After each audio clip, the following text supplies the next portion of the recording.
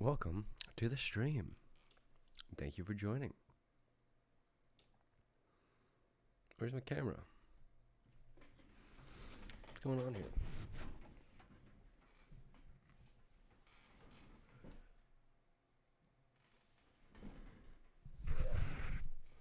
Let me try this again.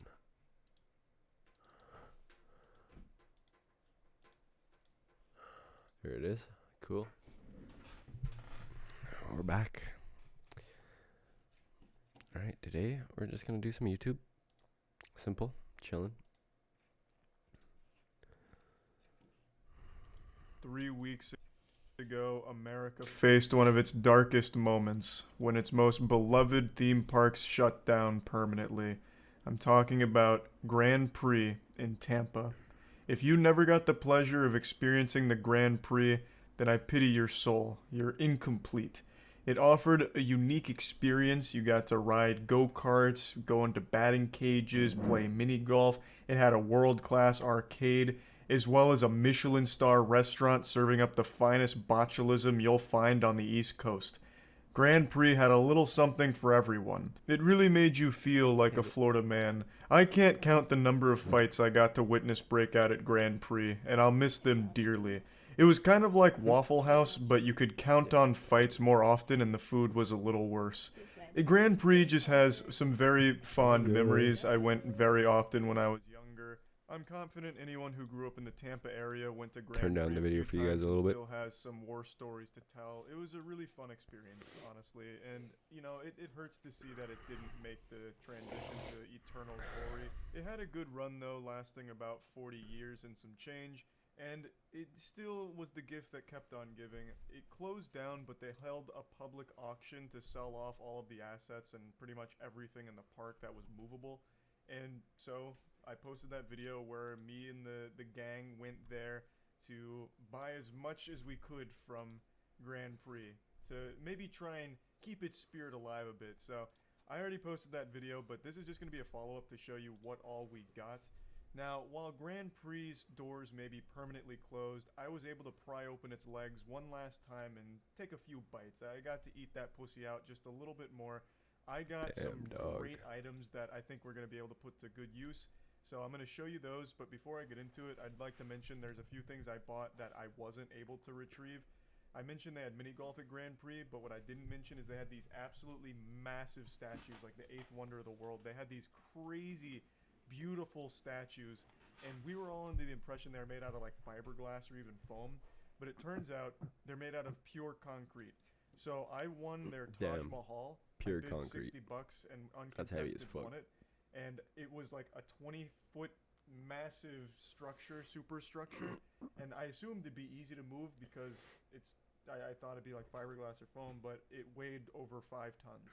So we couldn't move that. I also won their giant Cinderella castle, which was again about 20 feet tall, pure concrete. Couldn't move that either. So unfortunately, we weren't able to bring those back with us, and they've been demolished. I wanted to make a big hoopla about it though, like chain myself to those statues. The Grand Prix is being that down for apartment buildings, I believe, but I wanted to go there and just like, protest like, this is my property, you can't tear it down. This is I just ordered the it. junior Like, chicken just, like, and make ice a cream big and scene, so my then they had ice to build the apartment iced complex coffee. around my Cinderella castle and Taj Mahal. But there was a clause that if we couldn't move it within a week, they had full right to just demolish it, which I was unaware of. So it's been demolished, rest in peace. But I did own it for however brief a time. Also, just one more quick mention: a few of the items we won aren't present in the video because we weren't able to get them operational in time. 2 of the pitching machines we won are so ancient that the technology no longer exists to fire them up. So we have to completely re-engineer those if we ever want them in working order again. One was the mistake. Yeah, so that one better travel through space and time for what I paid for it. It's pretty good. It's pretty absurd. The best part is how we parked them. I'm just gonna have to push everybody out. Yeah. All right. Let's take her on the maiden voyage. All right. You want to back her out? Yeah, I'm gonna pull you back. So turn the wheel to your right. Yes. Yeah, I'm ready to go fast. Run it. Damn dog. That go-kart though, it sounds like a lawnmower.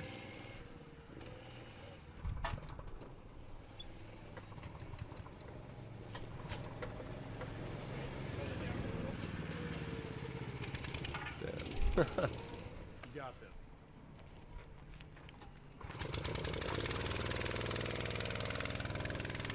That sounds awful. Damn. I feel like everyone in the middle has an advantage. They're so loud they travel through the headphones. Ready? Oh. Go. Go! Damn, that one's got the kitty engine.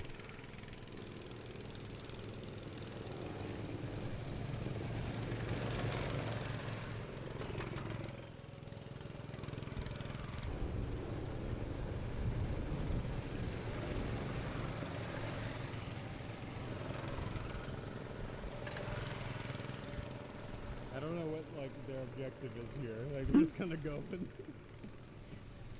whoever decides to be done first wins, I guess. Damn.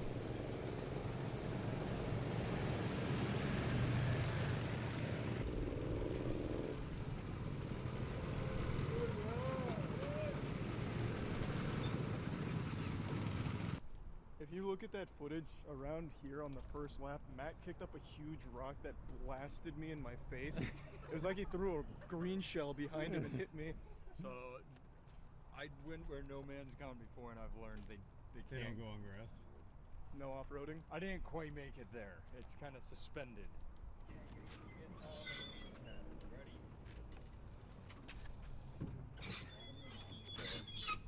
Nice. Wow. Easy peasy. Keep that all in. Wait, stand on this. Oh, I thought it was gonna snap right off.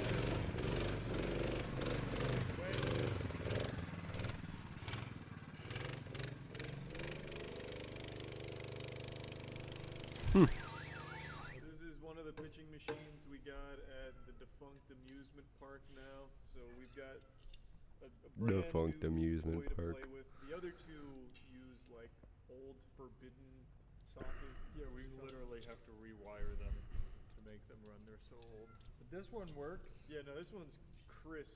So yep, we're gonna shoot some old shit out of it, like really fast at me. Alright, let's fire her up. Caleb, don't stand in front of it.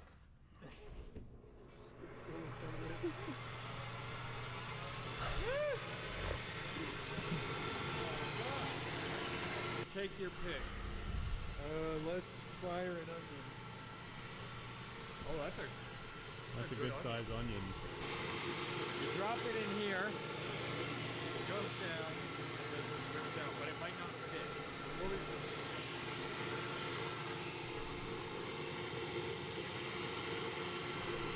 I don't think it fits. It's just dust. Unplug it! Don't do that. We're going back in. Why are we going back in?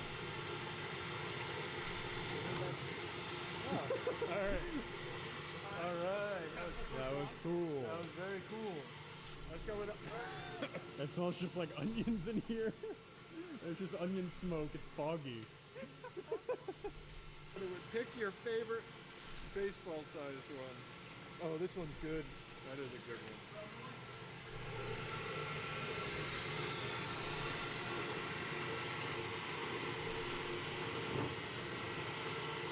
All right, we're 2 for 2. Do that one. I prepared for this, okay? I made sure that we had tubular optics. I'd like you to fire the We first said we need baseballs, and you said I prepared for this, and you pulled out squash. one. It's gonna be fine. Trust So me. different than a baseball. Don't worry, Caleb's always prepared. I prepared for this. This is the one thing I knew we'd encounter, so I brought the squash.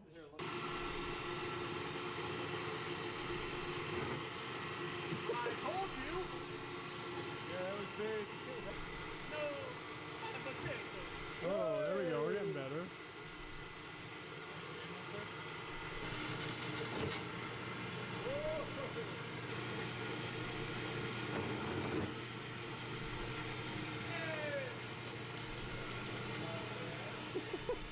I'm severely disappointed right now. All right, I let's do a nice debriefing. How did that go, Matt? really badly. I've never felt this defeated in a video before. Yeah, it's unlucky. You guys had this bad girl cooking the other day. I almost put a hole through Caleb's guitar with it.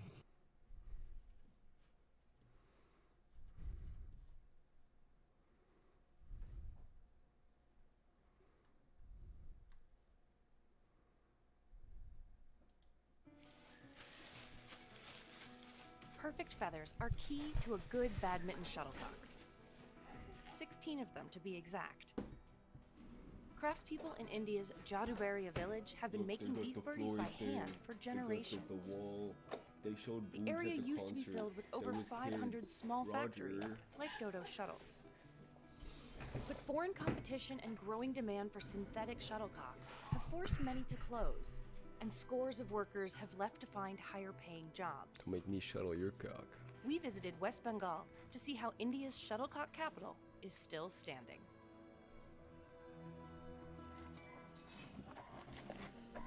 All of Dodo's shuttlecocks are made with white duck feathers. Workers like Israel Mullick Wash them in small bunches in soapy water. ছোটবেলা থেকেই এবার করছি আমি ন্যাংটোলা থেকে হিসেবে মতো এই বাড়িতেই আছি Since he was a kid, bro. এইখানেই বড় টড় হয়েছে এইখানেই মানুষের মতন হয়েছে এখানে বাস আমি এইখানে কাজটা এখানে করি That's why I work here. I was born here. Usually I he was works raised in the here. final stages of production, but This today is- he's on washing I duty. was literally raised in He this and his workshop, coworkers scrub so I by the work here. handful for several seconds. It's the only reason why. It can take workers up to an hour to get through a batch this size. What? Local duck meat farmers sell these feathers in bulk to the factory. Damn. Next, they rinse the bunches in water and set them aside to drip off. Israel fills his buckets with fresh water for a second rinse. He keeps one clean and dilutes a small amount of natural indigo dye in the other. জলা যায় না জামা কাপড় সাদা জামা হ্যাঁ সেই Lille ভরতে আমরা This gives the feathers জলা যায় না জামা কাপড় সাদা জামা হ্যাঁ সেই লীল ভরতে আমরা This gives the feathers a very subtle tint that keeps them from yellowing. Working swiftly in tandem, they rinse, dye, Yeah, to keep them looking white, we ever so slightly tint them bring blue. out handfuls at a time.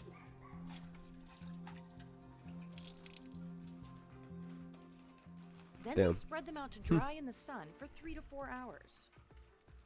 अभी सूख जाएगा तो फिर next processing चालू होगा shuttlecock का The clean and dry feathers go inside to be sorted and trimmed. This is co-owner Subodh Nyogi's favorite part of the whole process. Selection के ऊपर एक तो शटल का ड्यूरेबिलिटी फ्लाइट सब कुछ मेंटेन होता है सिलेक्शन के ऊपर बोर में खाना खाएगा और चावल रहेगा तो जो कुछ दे के खाना पड़ेगा लेकिन चावल नहीं रहेगा खाएगा क्या ऐसा हो A worker inspects each feather, looking for strength and uniformity. If one isn't up to standard, it gets discarded. Then he trims them to exactly 3 inches long. His shears are bolted together to ensure there's no variation in length. Next, a team of workers start to shape them.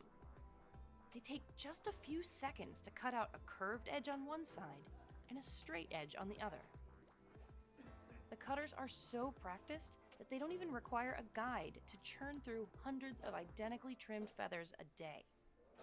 हम जो काम करते हैं हमारे पास में easy होता है वो जो काम करता है उसके पास इजी होता है इजी जिसका जो काम उसका पास में उसका easy Even though the Nyogis are proud to use only Indian feathers, they do import these cork bases from China. A worker drills 16 holes into each base with the only machine used at the factory. Damn. But it isn't fully automated. Someone still has to guide it into place with a steady hand and a good eye. Precision like this is also key when it comes to gluing the feathers into the base. With just a quick dab of glue, a worker aligns each feather so it overlaps with the next, occasionally checking that they're all even. And then another binds them together with thread. This forms what's called the skirt of a shuttlecock. ये नैनल thread से होता है नैनल thread से इसको binding किया जाता है ज़्यादा स्ट्रॉन्ग बनाने के लिए और ड्यूरेबिलिटी बढ़ाने के लिए He knots around each feather's shaft, making 2 separate rings of thread. But for an added bit of security, a worker also applies a thin coat of epoxy to the base and threads with a paintbrush. Then it's time for the finishing touches, like a label that indicates the speed of the shuttlecock, Ooh. and of course, the I didn't Dodo know that you brand. could, like, how is the speed of a shuttlecock determined? I gotta look that up next, because that's, if you can, before even testing the shuttlecock, know how fast it's gonna be, that's crazy. Maybe One it's the way important that the aspect of feathers are Israel's job pointed or is to something? weigh each one before packaging. ऐसे होता है wait अगर वो थोड़ा wait ज़्यादा बढ़ाना है तो ऐसे करके वेट बढ़ाते हैं Damn. Once they're at 70 grams, he stacks 10 of them in a tube and prepares them for sale across India. Depending stacks बढ़ाना है wait So, let's say he's working on the same one. Does it mean those are exactly 1 gram nails that they use? अगर वो थोड़ा wait ज़्यादा बढ़ाना है तो ऐसे करके वेट बढ़ाते हैं Once they're at 70 grams, he stacks 10 of them in a tube and prepares them for sale across India. Depending on the quality, Dodo sells each tube for 200 to 300 rupees, or about $3 to $4. Production here is often done in stages, but from start to finish, a single shuttlecock takes just 30 minutes to These make. really do be the people who make our quality projects, but never buy them for themselves. মেশিনের মতো finish হবে না। এটা দেখতে ভালো লাগে, সুন্দর, যেন একটা লোক নিতে গেলে খুব পছন্দ হয়, মালটা সুন্দর, কিন্তু মেশিনে এত ভালো হবে না। However, this handmade approach means small places like this can't make as much product or as much profit as major global brands that use machines. This has forced many of the workers in Jadubaria out of the village's traditional industry over the past few years. তাহলে আমাদের সব লোক চলে যাবে, বাদ চলে যাবে, আমাকে এই ফিনিশ ডিপেন্ডটা আমাদের থাকতে হবে দুজনকে। যে আমার 15 জন লেবার, তখন 2টো লেবার রাখবে মেশিন এসে গেলে, তাহলে এই কামগুলো করতে হবে, এই কাজগুলো করতে হবে। The rise in synthetic shuttlecocks is another threat. Plastic and nylon alternatives have become more popular as they're often cheaper. Damn, dog. Plastic shuttle They even तो fucking, बुड्ढा they आदमी do जो है, literally वो everything by plastic hand. That's माने pretty body wild. Fit रखने के लिए खेलता है। उसमें तो मौजा नहीं है, प्लास्टिक शटल में मौजा नहीं है खेलने से। But that's changing. In January 2020, the Badminton World Federation announced it would allow approved synthetic shuttlecocks at all levels of competition, starting in 2021. No. But the coronavirus pandemic has delayed widespread development and approval of them. And opinions among professional players are still mixed on how it could impact the sport. But for the workers who rely on feathered shuttlecocks, there's no substitute for the real thing. এইটা না হলে আমরা চলবে না, এই গাড়িটা এটা আমরা আছি বলে চলছে। Damn.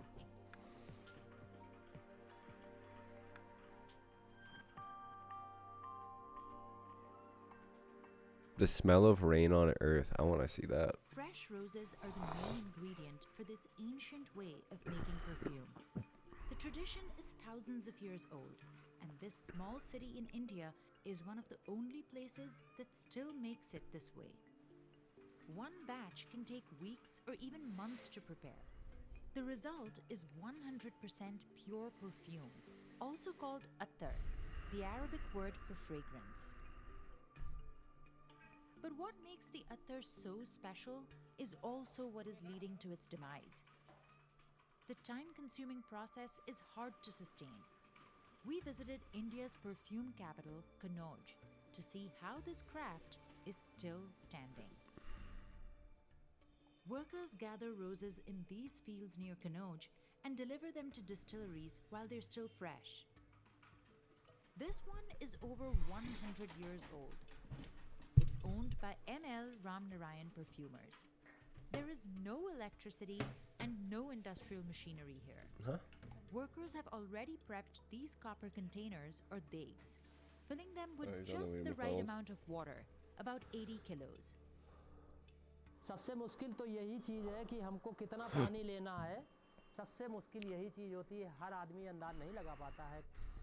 Once the flowers arrive, they are carefully weighed. It is an essential part of the process, as getting an accurate ratio is key. हमें लगभग 5 वर्ष लगे इस काम को सीखने के लिए। The roses are evenly spread out, and it takes 2 men to carry and pour them into the degs.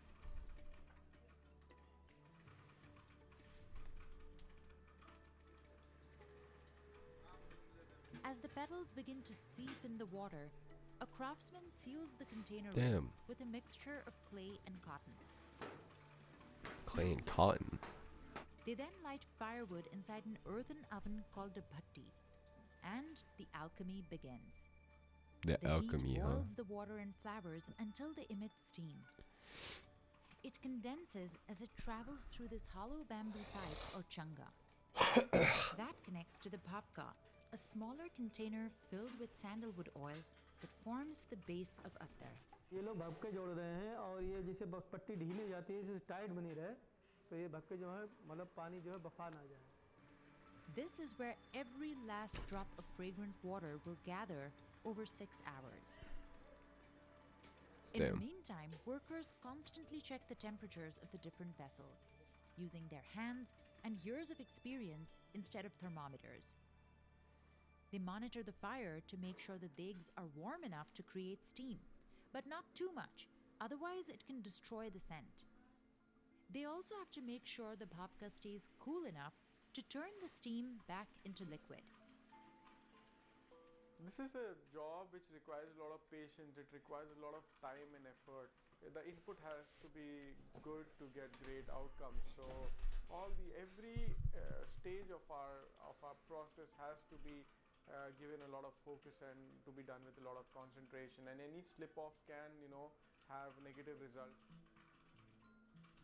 And the result is the all-natural attar, free from any alcohol or artificial chemicals, with a scent that can linger for days. Here, they make over 15 different kinds of oils. I wonder how all these people But one of smell. their They most probably smell prized like is perfect minty all the attar, time because they literally work in a meaning perfume earth place. perfume. When, let's say, there is rain on dry, parched earth, and the smell, the sweet, soothing smell that one gets. So that's the smell that you can expect from attar mitti. To recreate the smell of earth, they use old clay pots that were used for spices Damn. or tea. They crush the pots and add them to the water just as they did with the roses. But while rose attar is made in a day, others can take weeks or even months to produce. They are distilled and redistilled till the smell is potent enough. The last step is the bottling process. It's also old school. So it's pretty Using much a just a funnel and a fragrance of bucket, clay. Every tiny bottle is filled by hand. Expensive attars can sell for 10,000 Indian rupees or $135 US. And that's the price for just 2 teaspoons of it. That's fucking The wild. raw materials are costly. Supposed to be last and for it days, takes right? a lot to make just a little amount of perfume. ये इतने महंगे इसलिए बिकते हैं कि जैसे आप संदल चंदन का तेल ओनली 1 लाख रुपए से नीचे नहीं बिकता, ऊपर ही बिकता है. तो हम इस पे फूल लगाएंगे 50 रुपए किलो या 200-250 रुपए किलो वाला, तो ऑटोमेटिक उसका रेंज बढ़ जाएगा. Kanauj has been known to produce attar for at least 400 years. As a matter of fact, Kannauj has got the geographical indication for an attar. So, technically, an attar can only be from Kannauj. But the method of steam distilling is said to have originated in ancient Persia and the Middle East, thousands of years ago. In India, it was popularized by Mughal kings during the 17th century. But these days, young brand-conscious Indians mostly use Western perfumes.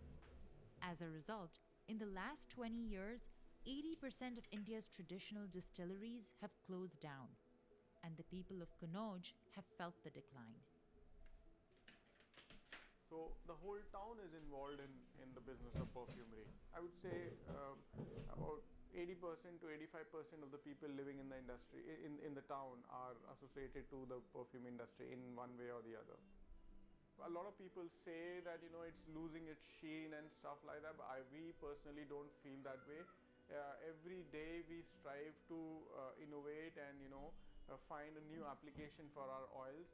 So we've seen growth, no doubt. Muslims all across South Asia have used attar for centuries. It's believed to be one of Prophet Muhammad's most prized possessions. तो हमारे दादा, हमारे daddy सब बहुत शुरू से लगाते हुए आ रहे हैं. And outside of India, these chemical-free attars are popular in the Middle East. European fragrance houses have also been importing attar to use it as an ingredient in their modern perfumes, breathing new life into an ancient industry. We are very proud of our lineage, but at the same time, it's a lot of responsibility as well.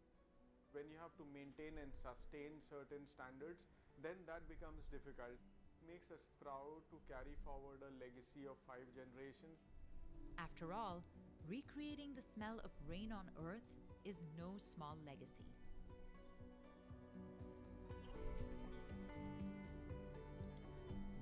Neat.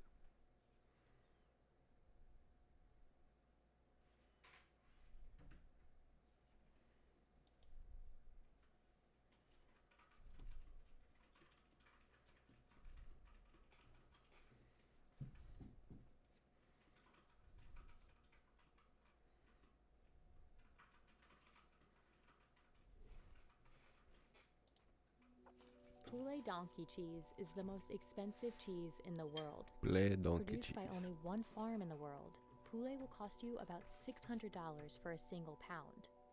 Making it requires more time and effort than most other cheeses. You need over 6.5 gallons of donkey's milk just to make 1 kilogram of cheese. That's 2.5 times more than what you need to make mozzarella. So how does Poulet compare to other types of cheese? And why is it so expensive? Why is it so Even in the expensive? diverse world of cheese, Poulet is unique. There's only one place in the world that makes it, and that's on this farm in the Zasavisa Special Nature Reserve. Slobodan Simic founded the reserve 24 years ago in Serbia. It's one of just 3 areas in all of former Yugoslavia that protects a special endangered breed of Balkan donkey. Poulet is made with 60% donkey milk and 40% goat milk, and it requires months and many donkeys to produce it. Sve je slučajno i ništa nije slučajno. Osnovna naša ideja kad su magarci u pitanju da tu vrstu koja je pala ispod 1000 jedinki u Srbiji spasemo. Tad smo rešili da napravim prvu farmu muznih magarica. Dakle, muze su, poenta je na muznim magaricama. Proizvode, a kad smo došli do 200 magarica, kad smo imali višak mleka, onda sam ja mislio da treba da radimo i sir. There are only about 20 donkeys that produce milk on the farm at a time. And even then, each one won't produce much. Each donkey is milked carefully by hand 3 times a day. If the farmers don't empty all of the milk, the donkeys won't continue making it. Mi smo probali da muzemo i mašinski magarice, ali je to ispostavilo se nemoguće, zato što ona nije namenjena kao krava da daje mleko, nego samo pule sisa i zato kad se stavi muzni aparat, ona blokira i neće da da mleko. Today, farmers care for 250 donkeys, but they can't always take milk from all of them. Similar to cows, a female donkey will only produce milk once it's had a baby, and each one carries a baby for What a harsh year and truth 2 do you weeks. prefer not to think of? Then farmers must wait another 3 months once the baby has taken milk for itself, before they can begin gathering their own to make cheese. They need 6.6 gallons of milk in total to make just 1 kilogram of cheese, and a donkey produces under 1 gallon of milk per day. That's far less than what comes from a cow, which can produce as much as 15 gallons of milk a day. Each donkey will only produce milk for 6 months. Then you must wait another year to collect milk from that same donkey again. Poulet is only sold on this farm and a few others the reserve partners with, another factor that ups the final value. The farm can produce between 50 and 70 kilograms of cheese a year, but Slobodan only ever sells about a third of that, and it's not just because of Poulet's staggering price. You couldn't legally buy Poulet cheese in some parts of the world even if you wanted to. Stojke i pije se isključivo nekuvano to mleko, što je isto dodatni problem za plasiranje tog mleka u Evropsku uniju, jer nepasterizovano, nekuvano mleko se ne može prodavati u Evropskoj uniji. A ovo ako se pasterizuje, onda se izgube svi ti dragoceni sastojci i onda je to obična stvar koja nije vredna. Technically, Poulet cheese can be produced with milk from any type of donkey, and therefore any farm that raises donkeys. But there's one major roadblock. Just having donkey's milk doesn't mean you have all you need to make this cheese.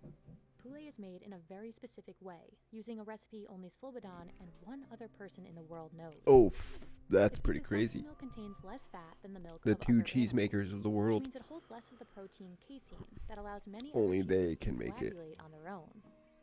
The recipe requires goat milk and a secret mix of additives and bacteria. This is what allows the milk to form curds, an essential stage They of the probably have a cheese-making mother process. cheese. Without this, it wouldn't be possible to make poulet at all.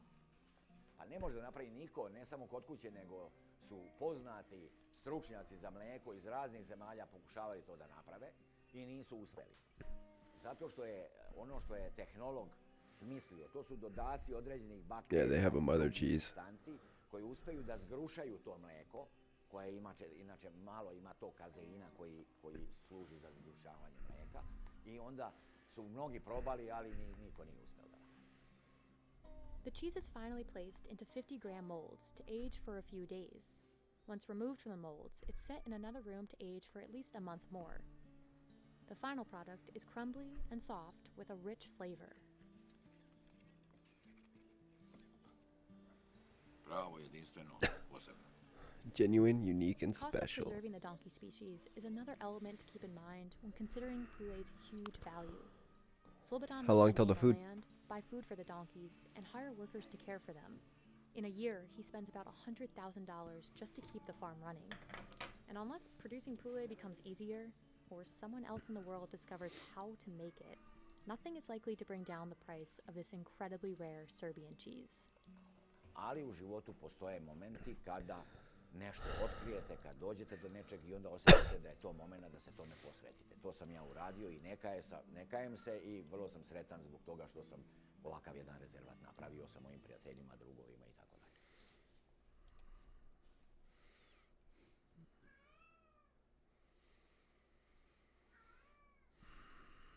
While exploring the world's most expensive items, we uncovered a trove of hidden treasures from the ocean. From stone crab claws to sea urchins, Damn. Japanese eel to gooseneck barnacles. Join us as we revisit what makes these seafoods so expensive. First, we're traveling to an eel farm in Japan to see why a kilogram of baby eels can cost around $35,000. This is the most expensive fish in Japan. In January 2018, a kilogram of these baby eels cost around $35,000. That's more than bluefin tuna, and almost as much as the price of gold at the time. But catching these eels is just the beginning. It can take a year of work until they're large enough to be sold. So what makes these eels so popular? And why are they so expensive? People in Japan have eaten eel for thousands of years. Restaurants like this can sell 40 to 50 tons of eel each year. Japanese eel, or Anguilla japonica, can be found across East Asia, but overfishing and changing habitats have caused a huge decline in eel populations. Since 1980, the global catch of eel has declined by more than 75%, which has had a huge effect on price. 近年はとにかくその一年一年のうなぎの仕入れの価格差が非常にすごくて、平気で去年の3倍、また来年3分の1。Unlike other types of fishing, the majority of eels are raised, not caught as adults.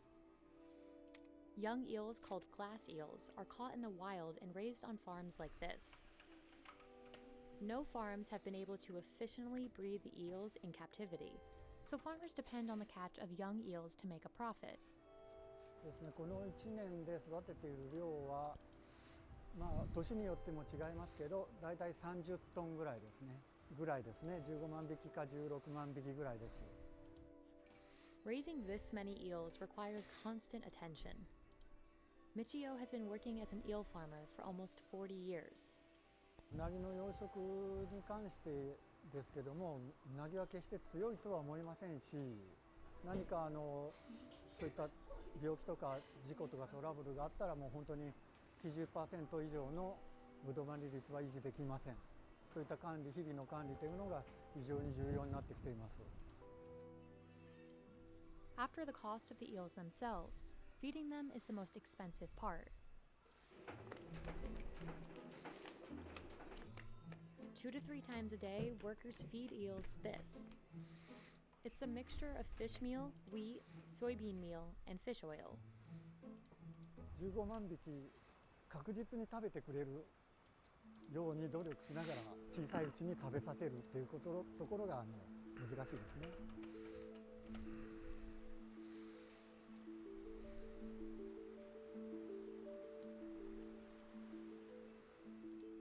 最初はそこから始まりますので、その時期は非常に気を使いますね。もうその一つの池が何か事故とか何かあればもう全部終わってしまいますので。After 6 to 12 months of work, eels are big enough to be sold.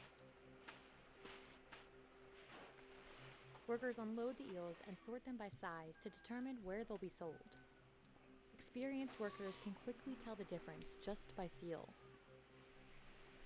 Some of these eels will end up at restaurants like Serugaya, which has been serving eel for over 150 years.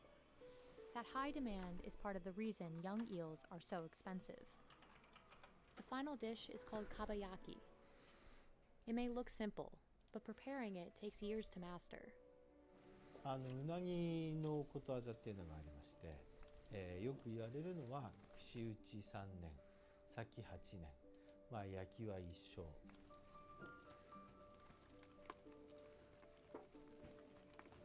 Workers prepare eel live to maintain freshness, but this makes handling much more difficult. Workers remove the bones and cut eels to the proper size for the skewers. まあ焼きは一生、まあ一生っていうことは要するに死ぬまでかかるってことですけれども。Eel has to be constantly monitored while it's cooking to achieve even grilling. やはりまあこう硬すぎず柔らかすぎず。Chefs steam, then grill each eel 3 times, dipping it into sauce between each grilling. 実際のまあ食べるこう美味しさ、まあそれを両立させるっていうことが蓋を開けた時の、見栄えが美しい。Kabayaki presented in a lacquer box with rice is called unaju. It can cost up to $91 depending on the price of adult eel. If prices are too high, restaurants struggle to make a profit. うなぎの資源量に関してはやはり我々うなぎ屋さんみんな死活問題ですから非常にそれは皆さん考えていると思います。まあ僕も当然そうですし。In Japan, eels are eaten year-round, but consumption peaks in the summer, and it's become a big part of some local economies. But the high demand has caused concern. In 2014, Japanese eels were classified as endangered. And because of low domestic catch, the majority of eels eaten in Japan are imported from China and Taiwan. やはり必要量よりも少ないと高騰してくる。高騰してきたときに生産者が、どういうふうな利益というをまあ、それのバランスをどう取っていくかというのが非常に課題が大きいというふうに思います。 There have been efforts to improve the eel population, regulating fishing, releasing adult eels back into the water, and researching how to hatch eels in farms. But the future of Japanese eels remains unclear, and the price is likely to increase with demand. Stone crab claws are one of the priciest seafoods you can buy. And depending on their size, a pound of claws at a restaurant can cost as much as $70. But catching these crabs is hard work. Strangely enough, fishers can only harvest the claws from the crabs, while the bodies must be returned to the ocean. So what makes these claws so coveted? And why are they so expensive? You can only fish for stone crab on the southeastern coast of the US, Cuba, the Bahamas, and Mexico. And it's Florida where more stone crabs are caught than anywhere else. These crustaceans are markedly more expensive than other popular crabs. A pound of claws can cost 2 times the price of Alaskan snow crab legs. Part of what makes these crabs so costly is the labor-intensive process of catching them. There's a nice crab. Ernie Piton Jr. has been commercially fishing for stone crabs for over 40 years. Bruh. With limited time to harvest each year, his crew must start their days early, sailing out before the sun rises. The process begins with dropping traps down to the ocean floor. This is probably the funnest part, you know? You get to be a little more physical, you know what I mean? It's a little bit of a rhythm thing going on. I was doing here. that It's like, on stream. Dancing mariachi. But plucking these claws can be a dangerous process. The claws on an adult crab can have as much as 9,000 pounds of pressure per square inch. With the enormous pressure that's exerted, they could actually pop a finger off at the joint. These crabs, they have a mind of their own. You can easily get bit, you know, if you're not careful. I've only been bit maybe, say, 8 times in my career. Popped over 1 million claws in my day. The crew leaves the traps in the water for about 2 weeks before they're pulled in by a rope. Then each one must be sorted thoroughly. We come back in a couple of weeks and then got a couple in the trap. We're gonna pull them out. We're gonna pop their claws and good day. Crews break off the claws quickly so they don't keep the crabs out of water for too long. But even if a trap is full of crabs, Kevin can't necessarily take every claw. The state requires all harvested claws to be at least 2 7/8 inches long. Crabbers can legally break off both claws if they meet the required size. The ones that look smaller, we measure them on the gauge, like that one. Crabs are one of few animals that can regenerate. When a crab loses a claw, or 2, it can grow each one back in time. On average, claws can take up to 3 years to grow large enough to harvest again, which is why the state requires that crabbers pay close attention to each claw's size. This ensures fishers don't remove one prematurely. But despite the claw's ability to regrow, some researchers have questioned the sustainability of this system. The Florida Fish and Wildlife Conservation Commission found that 46 to 82% of crabs died from the loss of 2 claws, while 23 to 59% died from the removal of 1. That's compared to just 12.8% of crabs that died when no claws were removed. Crabs can also only regrow a claw if the joint that linked it is left intact. Otherwise, they'll bleed to death. This makes the way these claws are broken all the more important for preserving the fishery's future. Hiring enough people to make the operation run smoothly is another reason for the high price of these claws. And then there's one other cost you'd never expect. Each trip requires 900 pounds of pig's feet for bait, and that's just about half of the total cost of fishing for the day. Normal running cost to go stone crabbing a day is about $1,100 to leave the dock. Bait prices have gone up, fuel prices have gone up, the trap tag prices have gone up. After 10 hours on the boat, Ernie's crew must boil and ice their catch as soon as they return. Otherwise, the claws won't stay fresh.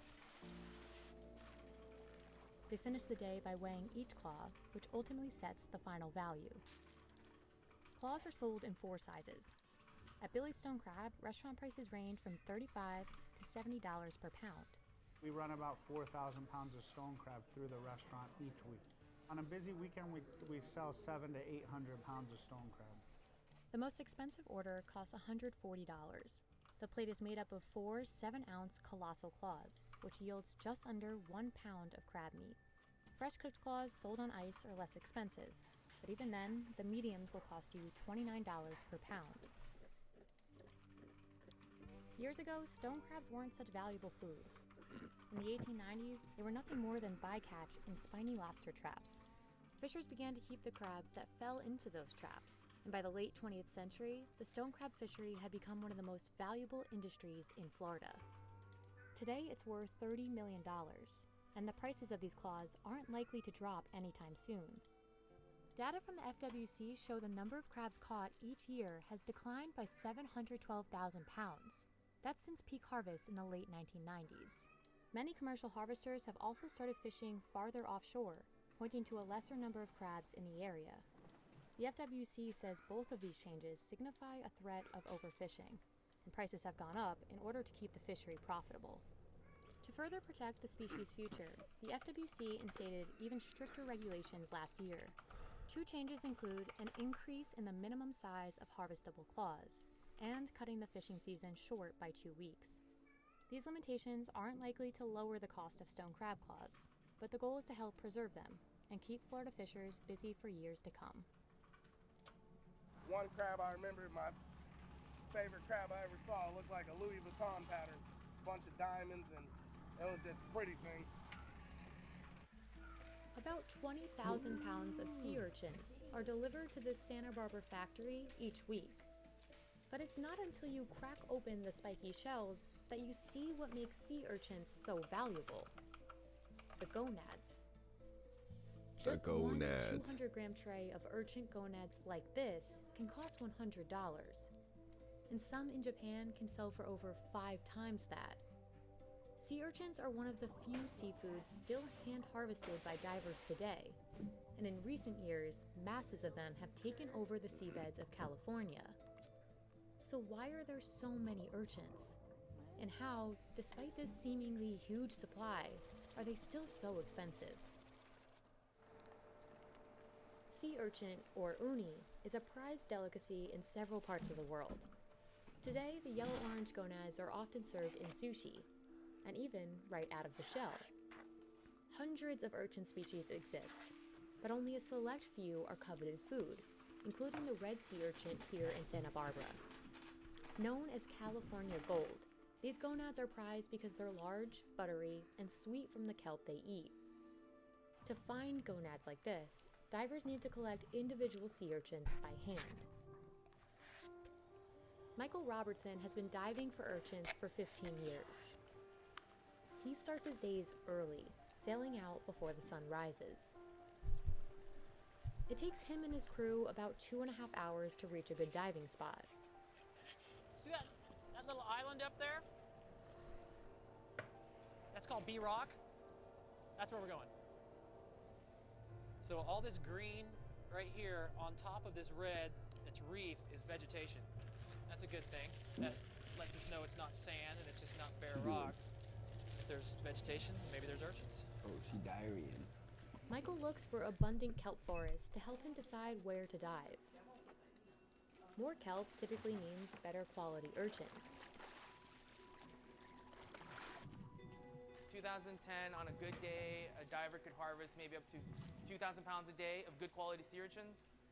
Now the divers are typically coming in with about 300 to 500 pounds a day, so a quarter of the amount. But surprisingly, parts of California's seabeds are full of urchins. If they wanted to, they could still bring in 2,000 pounds a day. There's a lot of sea urchins out there, but there's a lack of kelp. So even if you bring in 2,000 pounds, if they're not marketable, then we don't harvest them. If you want to compare how it was to how it is, this was solid kelp from here all the way in, all the way down. And now you have just little pockets here and there. That lack of kelp impacts the value of red sea urchins. It also strains the ocean's ecosystem and the species that rely on kelp forests for habitat. Along with warming waters and pollution in recent decades, a certain sea urchin is to blame. Sea urchins can survive for years without eating, even without gonads. And after the decline of sea stars, one of its predators, in 2013, the purple sea urchin population exploded, consuming more than 95% of California's kelp forests as it grew. Purple urchins are smaller and produce fewer gonads, so there's little commercial demand for them. And as purple urchins multiply and eat more kelp, red urchins with good gonads become harder for divers to find. Finding the right spot to dive is just the first challenge. Getting your hands on these spiky creatures is the main one. Spiky boys, though. Some people wonder if sea urchin diving is a dangerous occupation. It can be as dangerous as you allow it. If you don't keep really tight tabs on your gear and the mechanics of your boat, it could easily kill you. To make the job easier, Michael and his partner Fred need specific tools. So this is the one essential piece of equipment everybody has to have. It's called a rake. It's custom made. Everybody has their own take on how they like to have it done. I've got all these fancy colors on mine because if I ever drop it, I'll be able to see it on the bottom. And my daughter loves putting the tape on.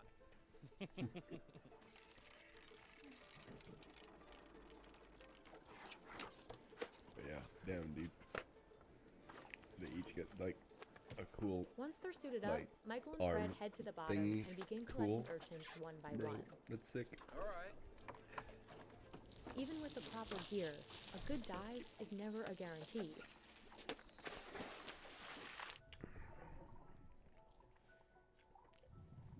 Typically, there are only about 5 gonads inside each urchin. And without enough kelp for the urchins to feed on, the gonads start to shrivel up. Not the In gonads. some cases, an urchin will be totally empty inside. We do crack urchins on the bottom so that we can see what we're picking, if there's enough product inside, and what the color's like inside. To make things more challenging, Michael can only harvest urchins at least 3 1/4 inches in size. You can't just go out and pick empty urchins. So there's a lot more empty urchins than there is beautiful, packed urchins that you want to sell. Depending on what they're eating. Yeah, depends baby, that's on the money right the grade there. of the urchins. We got lucky on that one.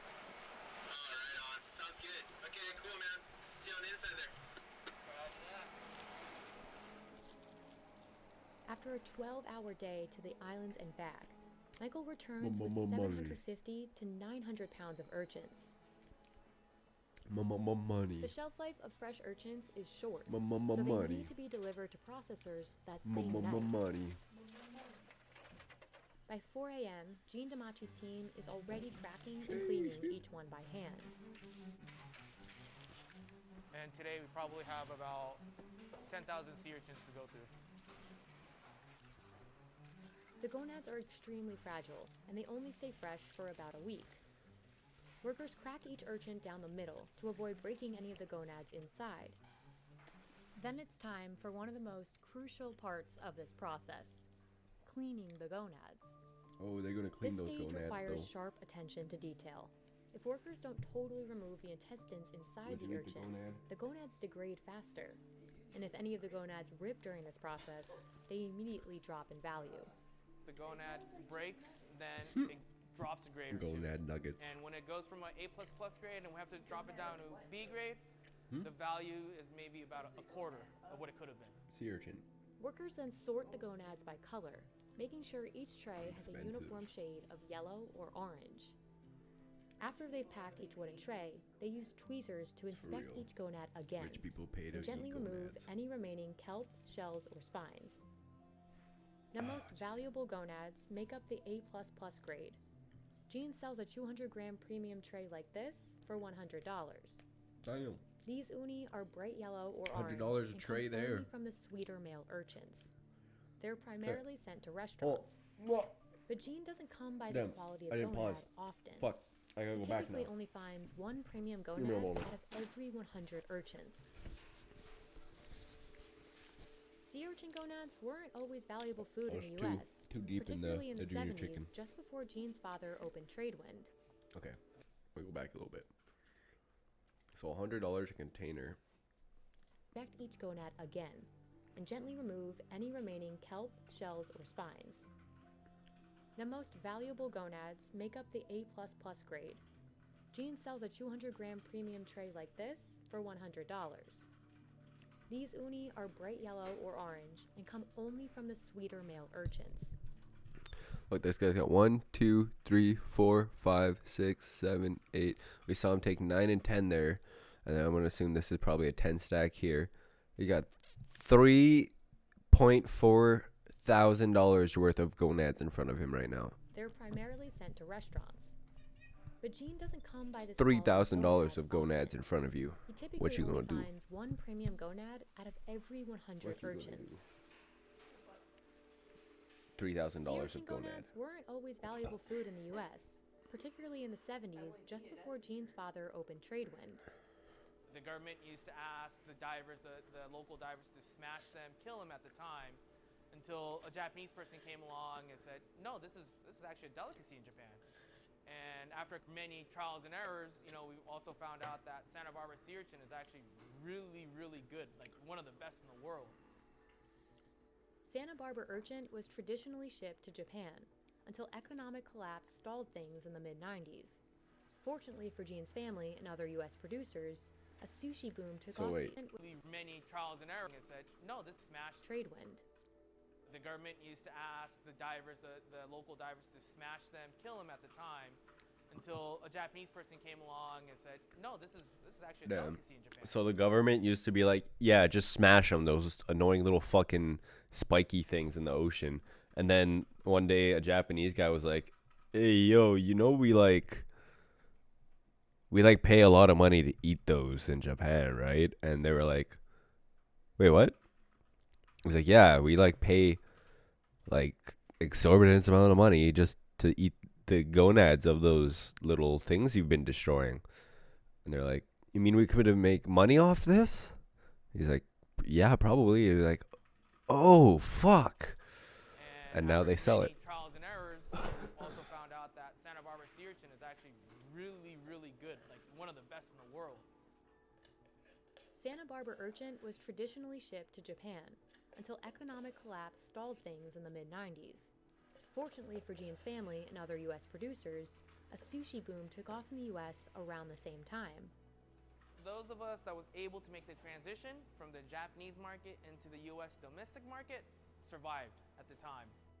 Today, Gene ships his product across the US. Uni is one of the few seafood out there that they really haven't perfected farming yet. Until somebody figures that out, uni is probably going to be a limited, highly sought after item. This ultimately raises the price of rare premium gonads. This year, we're actually seeing a good quality, high quality uni that we haven't seen in about a decade. We're seeing a lot more colder waters. We're starting to see kelp grow back where it hasn't grown back in the last 10 years. After a difficult decade, things might be looking up for red sea urchins and the kelp they depend on. Stevie Dennis is harvesting a cluster of gooseneck barnacles, one of the most expensive seafoods in the world. Just 1 pound can cost over $100 in Spain and Portugal, where the barnacles are considered a delicacy. That's about 7 times the price of some Maine lobster. But getting your hands on these barnacles is harder than it seems. The job comes with serious risks, and even the possibility of death. So why are gooseneck barnacles so difficult to harvest? And is this what makes them so expensive? Gooseneck barnacles, also known in Europe as percebes, have a long fleshy stalk called a peduncle, which holds the highly sought-after meat you can eat. People say it tastes like lobster, crab, or clam. They grow in intertidal zones, including in Spain, where an average of 5 people die trying to harvest them each year. They also grow here, off the coast of Vancouver Island. The danger of harvesting the seafood begins before Stevie and his partner Jordan even reach the small rock island where the barnacles grow. A 15-minute boat ride off the coast starts off smooth. But wait a little longer and the waves will be thrusting high as Stevie attempts to make the leap from the boat onto the rocks. Nuggie stolen. Stevie's only able to harvest at low tide, when he can access the rocks. He can harvest only as long Steven. as the tide will allow him, Go, which is Steven. just a few hours a day. That shmoney, go. Outside Go, of the swimming Steven. window, the barnacles are covered by water and too dangerous to harvest. It's not like you have a full 8-hour window to go harvest as many goosenecks as you can. You have this very short window and you're going to try and capitalize on that. It's essential for Stevie to do the job fast, but carefully. He harvests while constantly checking the tide. One slip and the waves could take him under. Damn. It just boils down to skilled labor. You know, it's not a job that anyone can do, especially when you're working with a small team of people. Man really goes to the people and they're like, why are we paying so much money for this? And he's like, you go send somebody down to that beach, and when that day they don't come back to you, you can come to me, and then I'll sell it to you.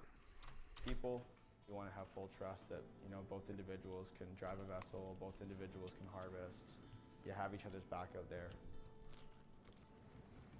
To add to the risks, the most prized barnacles thrive in the most dangerous spots on the island.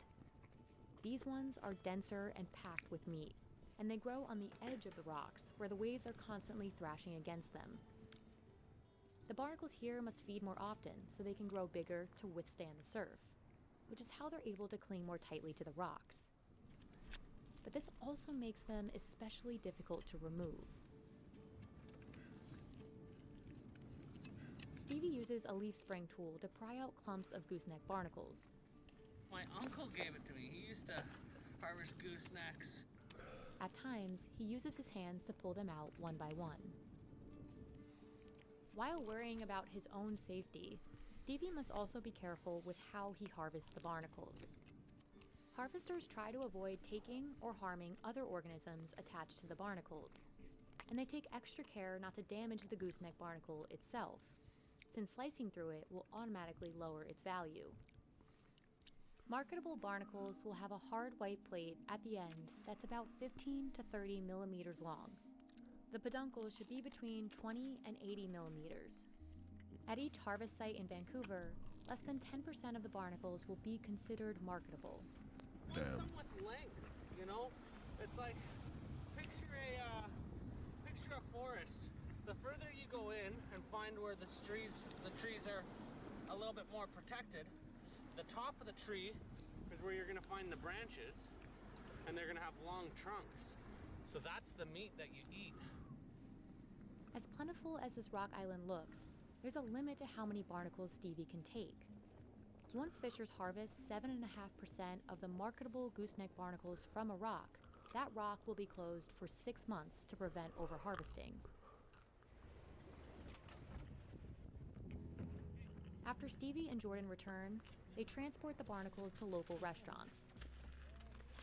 In Vancouver, they're delivered fresh, since the barnacles degrade rapidly. And if frozen, they'll lose much of their texture and flavor when thawed, making them less valuable. Say for salmon, you know, you can serve fresh salmon and then you can freeze it and then you can smoke it, and you know, you can push the longevity of that product months. Goosenecks aren't like that. They're nice and fat. Yeah, that's what I was looking for. The They're barnacles nice are and graded on an fat. A/C scale, based on how much meat they hold. Your eggs are going to be aesthetically quite pleasing, very full, and then firmness of meat. Grades aside, 1.5 to 2 pounds of gooseneck barnacles will typically only yield just over half a pound of meat. I want to prepare them as cleanly as possible, which means you can taste all of the flavor that's inside. And for me, it tastes like the ocean. That looks like the flavor What do you that's say? inside. Tastes like And the for ocean? me, it tastes like the ocean. Tastes like the ocean. Looks like the head of a dinosaur, doesn't it? With the eye and the, I always call them dinosaur tails.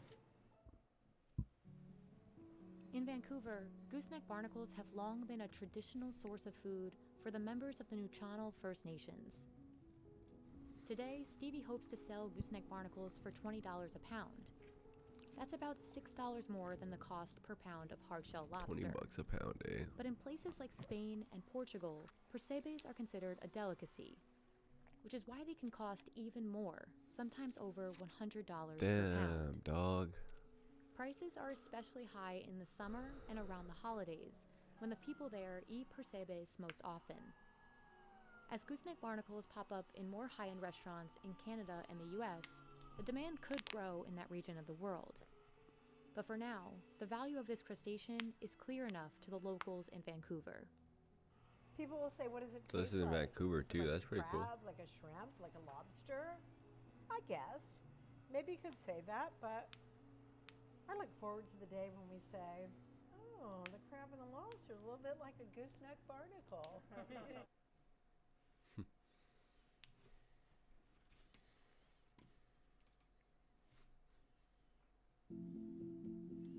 Yeah, we'll watch some of this. I'll be right back though. I gotta go get something to drink.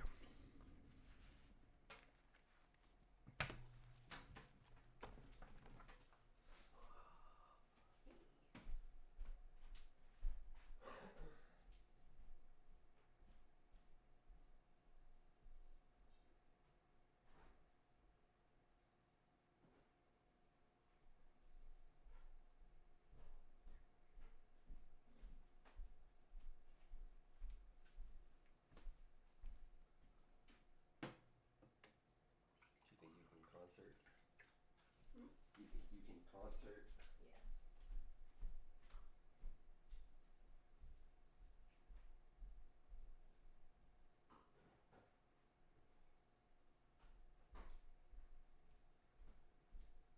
The two foreign girls behind us going, fuck the poor, fuck the poor, fuck the poor. I heard an Asian lady just like speaking so loud.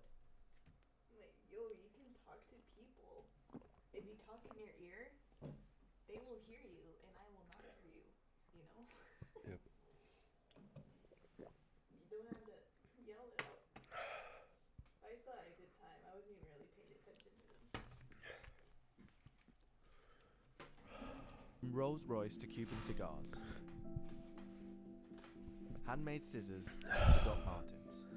I need some more water. Those two beers might have Research did a the little bit earth more to and me than I beyond thought. To discover the stories behind some of the costliest products. Make my tummy hurt. That or the nuggies. Our first stop Or is the the ice south cream. coast of England. Actually, probably the ice cream. Inside this building, some of the most luxurious cars are completely customized for the rich and famous. Rolls-Royce makes some of the world's most luxurious cars. Known for producing handcrafted automobiles that promise a seamless magical carpet ride for its customers, a Rolls-Royce car does not come cheap. These are some of the best-selling Rolls-Royce models, and these are their entry-level prices. But with virtually unlimited optional extras, upgrades, and customizations, the true cost of a bespoke Rolls-Royce has no limits. In fact, Rolls-Royce refuses to even discuss its base prices. There isn't really a specific base price which we would discuss because it really depends on each customer as an individual and the bespoke options which they like to design and develop with our bespoke team. So what are some of these bespoke extras? And is that what makes Rolls-Royce so expensive? One of the first obvious starting points probably is the colour. We have a palette of 44,000 plus colours. We replicate people's lipsticks, something from your house, something you own, something you've seen. Even we've done the dog of an owner, a red setter. So we exactly replicate them, whether it be by the DNA, the chemistry, or whatever. For us, it's unique. It'll be registered as your colour, and you can give it a name, and it's yours. And if someone else has seen it and wants to use that exact finish, we have to go to that person and ask their permission. When we go to the paint shop, you'll see it's called the Surface Finish Centre, because it's a bit of an insult to say we're painting the car. It's more than that. You're going to have at least some layers of coat. There's primers, there's base coats, there's colour, and unusually we put on 2 clear coats of lacquer. But you could have up to 23 layers of coating, which we've done before, equating to about 45 kilograms in weight just of coat. In addition to the endless variations of colour, Rolls-Royce customers can infuse their paint with materials to create special effects. One particularly wealthy customer went one step further, requesting the addition of 1,000 diamonds. We wanted a bit more sparkle in the finish, so it gave us a bag of diamonds. We crushed them, they were infused into the paint. Remarkably, the detailed paintwork on Rolls-Royce cars is done by hand by just one person.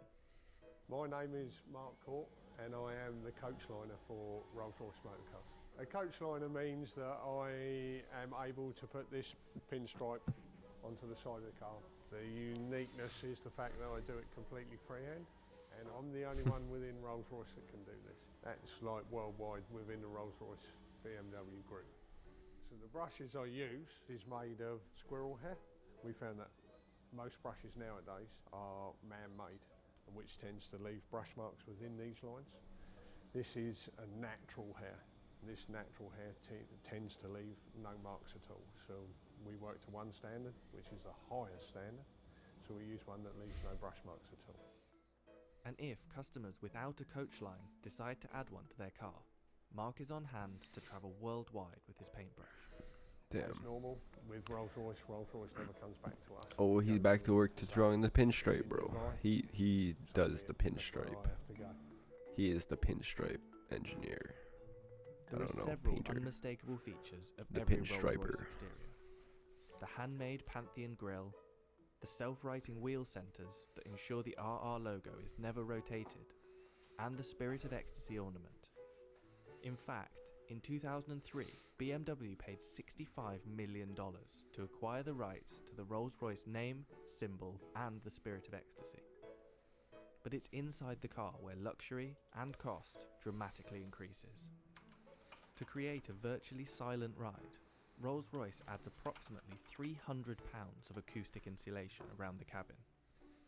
Its tyre manufacturer, Continental, even developed special foam-filled tyres, which reduced the noise of the road by 9 decibels. The results were so profound that Rolls-Royce removed some soundproofing to avoid causing acoustic sensory deprivation. The dashboard of the Rolls-Royce Phantom can even become a bespoke art gallery. Customers have commissioned artists to produce all sorts of designs for this space, including this gold-plated, 3D printed stainless steel installation that replicates the customer's DNA profile. Another shining feature of Rolls-Royce is the Starlight headliner, an intricate series of fibre optic roof lights that recreate the night sky. It takes up to 16 hours to build the Starlight headliners. We're starting by drilling it, and we perforate every single hole to thread fiber optic through every single hole. We've got up to 1,340 holes. We're doing this to achieve the stars, that are on the sky. So we're going to have the sky in the night covered with stars. As with all things Rolls-Royce, customers can create bespoke starlight designs, including randomly generated shooting stars. One customer even had their design matched to exactly replicate the constellation of stars from the night they were born. The embroidery on the upholstery is also tailor-made to the customer's design choice.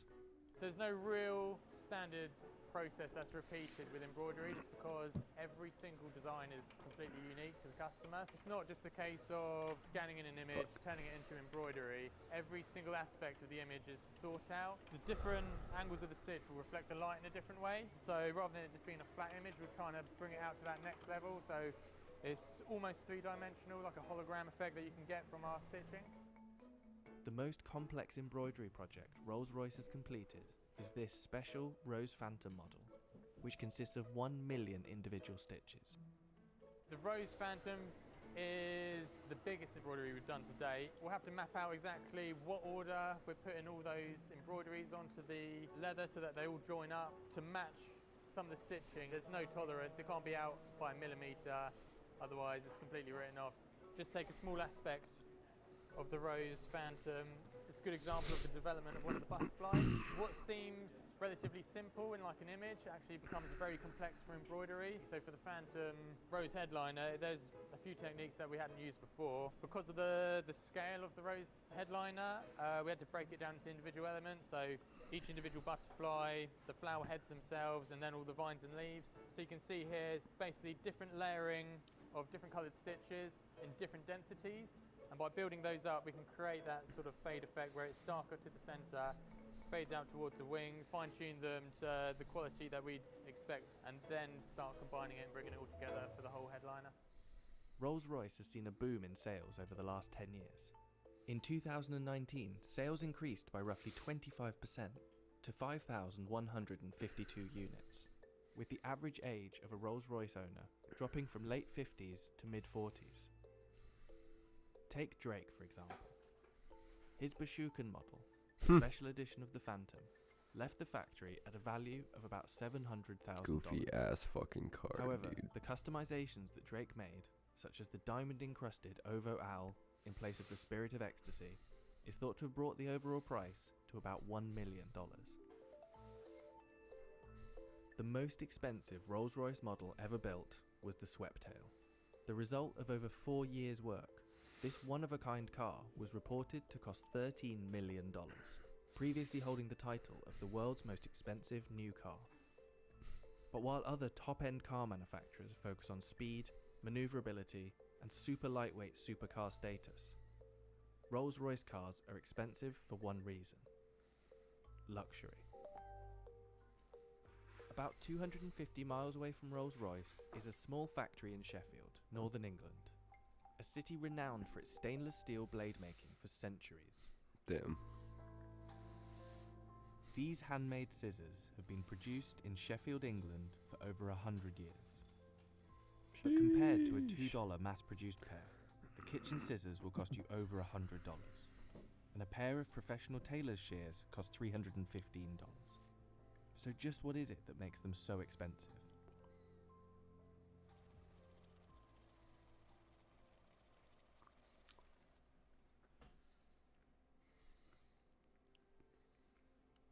Cliff Denton is one of just 2 master putter-togethers left.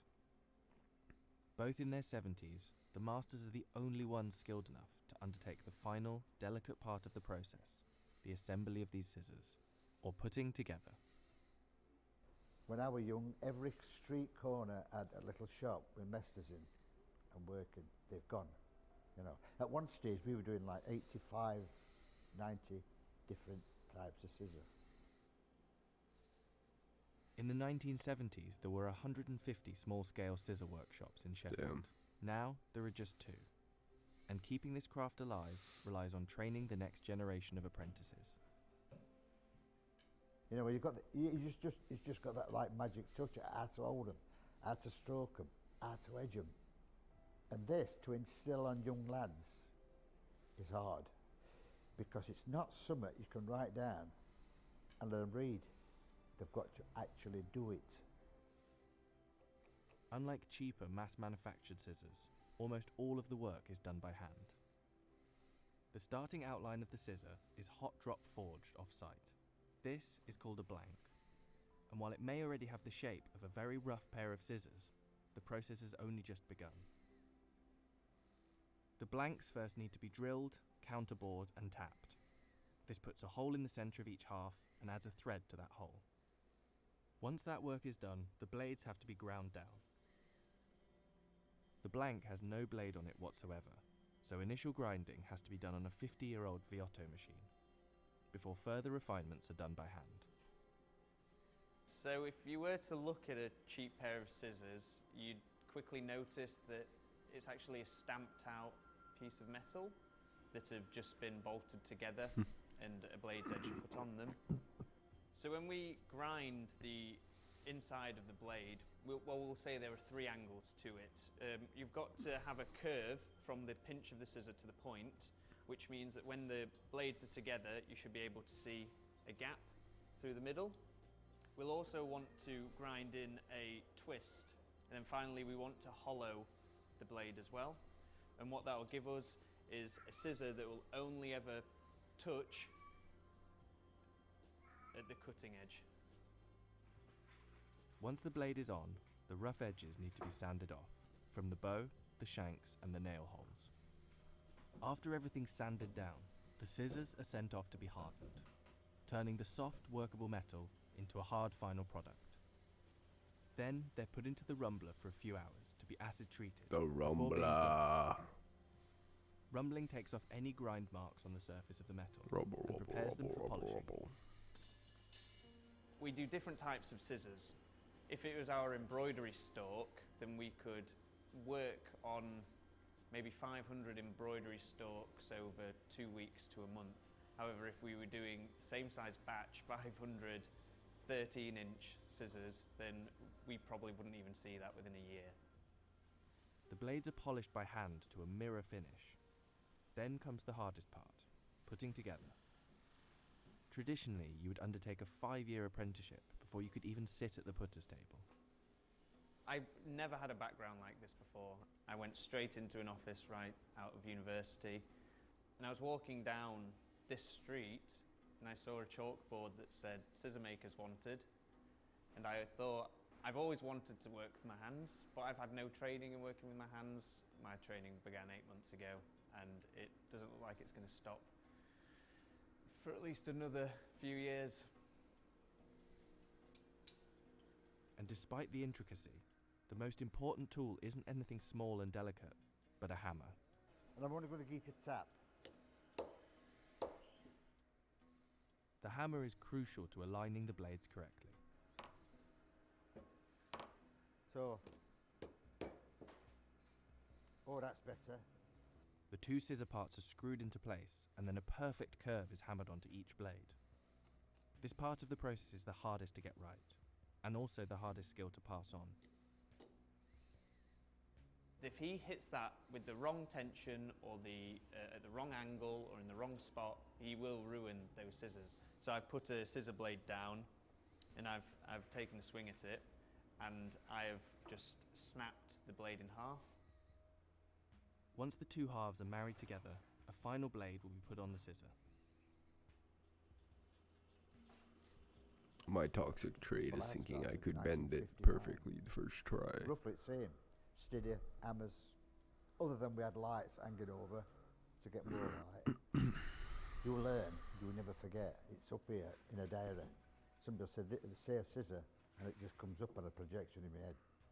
Manicure, dissecting, thread clip, all different scissors. Sheffield has been home to England's blade-making industry since as far back as the 14th century. It's where stainless steel was originally invented, and it's a Damn. city that's famed for its cutlery production. Cliff started making scissors when he was just 15. When I pick a pair of scissors up, it tells me a story. I can open and shut it, it's tight. It's like, you can virtually just shove it away to your finger, and it does the job. that's what you're after. Week after week, year after year if need be. That's it.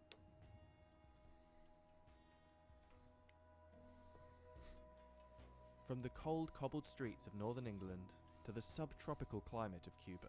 Just the way that perfect old man environment just for like growing tobacco just leaves. hits things. I feel like I could do that just because we have such a similar Cuban style cigars of hold a reputation as doing the world's things like most that. popular tobacco product.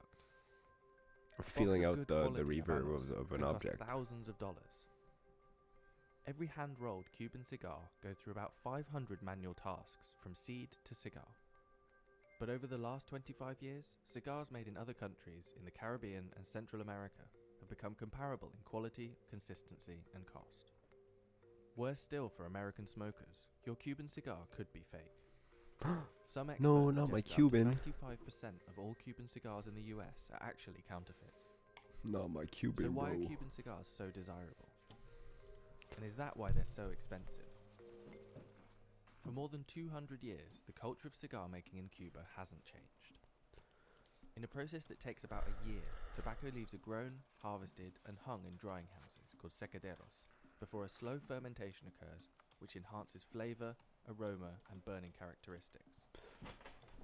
Each leaf is inspected for its type, appearance, and quality, and handed to a torcedor, a highly skilled cigar roller, greatly respected in Cuban society. No, yo me llamo José Castelar Cairo, trabajo aquí en La Triada, soy tabaquero hace 61 años. Para hacer un tabaco aquí en Cuba se depende de 5 tipos de hojas. Una hoja que se llama ligero, que es el que da la fortaleza en el tabaco. Otra hoja que se llama seco, que es el de la aroma. Otra hoja que se llama volado, que es el que se encarga de la combustión dentro del tabaco. Le sigue el capote, que envuelve el ligero, el seco y el volado. Y la última hoja es la capa, que es la que viste el tabaco y le da la presencia del tabaco. The heartland of Cuban cigar production is in Pinar del Rio, the westernmost province of the island, where 70% of premium cigar tobacco used by state-run cigar companies is grown. Cuban tobacco growers claim that the fundamental influence on quality is the region's terroir, the unique environmental factors that affect a crop. Lo primero, para considerarse el mejor tabaco del mundo, es que hay 4 factores que lo hacen único en el mundo. Y es el suelo donde se cultiva, el clima de la región donde se cultiva, la mano del hombre y la variedad de tabaco negro que se utiliza. Muchas veces han tratado de llevarse la cepa, han tratado de llevarse la semilla, han tratado de llevarse la mano del hombre, pero en todos los lugares donde lo han puesto con condiciones similares no se ha logrado de la misma manera. But some cigar connoisseurs now argue that cigars from countries like Nicaragua and Dominican Republic, which the industry calls New World cigars, have become both desirable and reliable in the market. The offering has become improved incredibly. The presentations are excellent, the blending is excellent, the construction is excellent. In very general terms, New World cigars are better quality than Havana cigars because they have better quality control procedures. Havana have been very much behind the curve on quality control. I would say on an average box of Cuban cigars, 25 cigars, it's not unusual to get 3 that 49 are comments unacceptable though. in terms of quality, usually in terms of construction 30 or minutes blending. ago. Whereas on an average box of 25 New World cigars, I would expect all 25 to be absolutely perfect. Despite the flaws in quality control, Mitchell, who's an expert in vintage Habanos, still prefers Cuban cigars. I would say I smoke 8 Havana cigars to 2 New World cigars, and I absolutely adore Havana cigars. However, I very much appreciate New World cigars as well. It's nice to mix it up because there really isn't better, there's only different. So, you know, it's not a case of Cuban cigars are the best. They're the best for me, they're the best for a lot of people, but 40% of our customers, the best is New World for them, so it's just personal preference. In addition to quality, there are a few fundamental factors that determine the price of all cigars. Firstly, the size. Measured in both length and diameter, generally speaking, the larger the cigar, the more expensive it is. Secondly, the vitola. Differently shaped cigars which take extra time and consideration when rolling.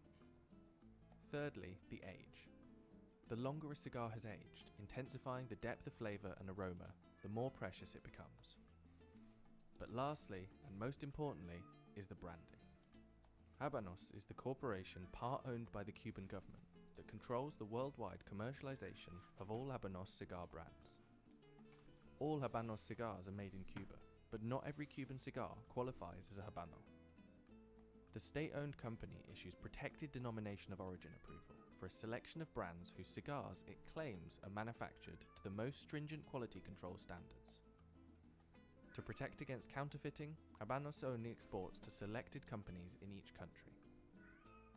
The only nation it does not sell to is the United States, Frozen which hasn't allowed Coke. the import of Cuban cigars since the 1962 embargo, actioned by President John F. Kennedy, who just hours before signing the decree banning all Cuban products from the United States, ordered his press secretary to buy over 1,000 Cuban cigars. Not only did this ban increase the desire for authentic Cuban cigars for American smokers, but it also created a booming black market for smuggled and counterfeit cigars. There's just so many fakes around in the US. You can't buy Cuban cigars and get them shipped into America. It's illegal for the Americans. And therefore, I don't know where they're buying from, unscrupulous people. Maybe the fake situation has declined a little bit since Obama opened up that you could travel, purchase Cuban cigars and bring them in personally if you've been on holiday somewhere. You know, I think you could bring in up to $800, I think. And above that, you can bring in whatever you want and pay a very small amount of duty. So it may have improved slightly, but I would say probably 95% of the cigars that are supposed to be Cuban cigars that I've observed quite simply are very bad fakes. Despite being the only country that cannot legally import Cuban varieties, the US is still the top cigar consuming country, by a considerable margin.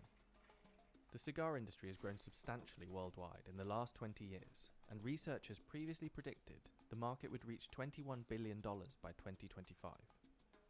But cigar traders have long questioned Cuba's supply capabilities, an issue made even more problematic amidst a global pandemic. Can Cuba continue to supply as much as we need to feed the demand of our customers, from agricultural problems to shipping issues recently due to coronavirus slowing down all the shipping lanes?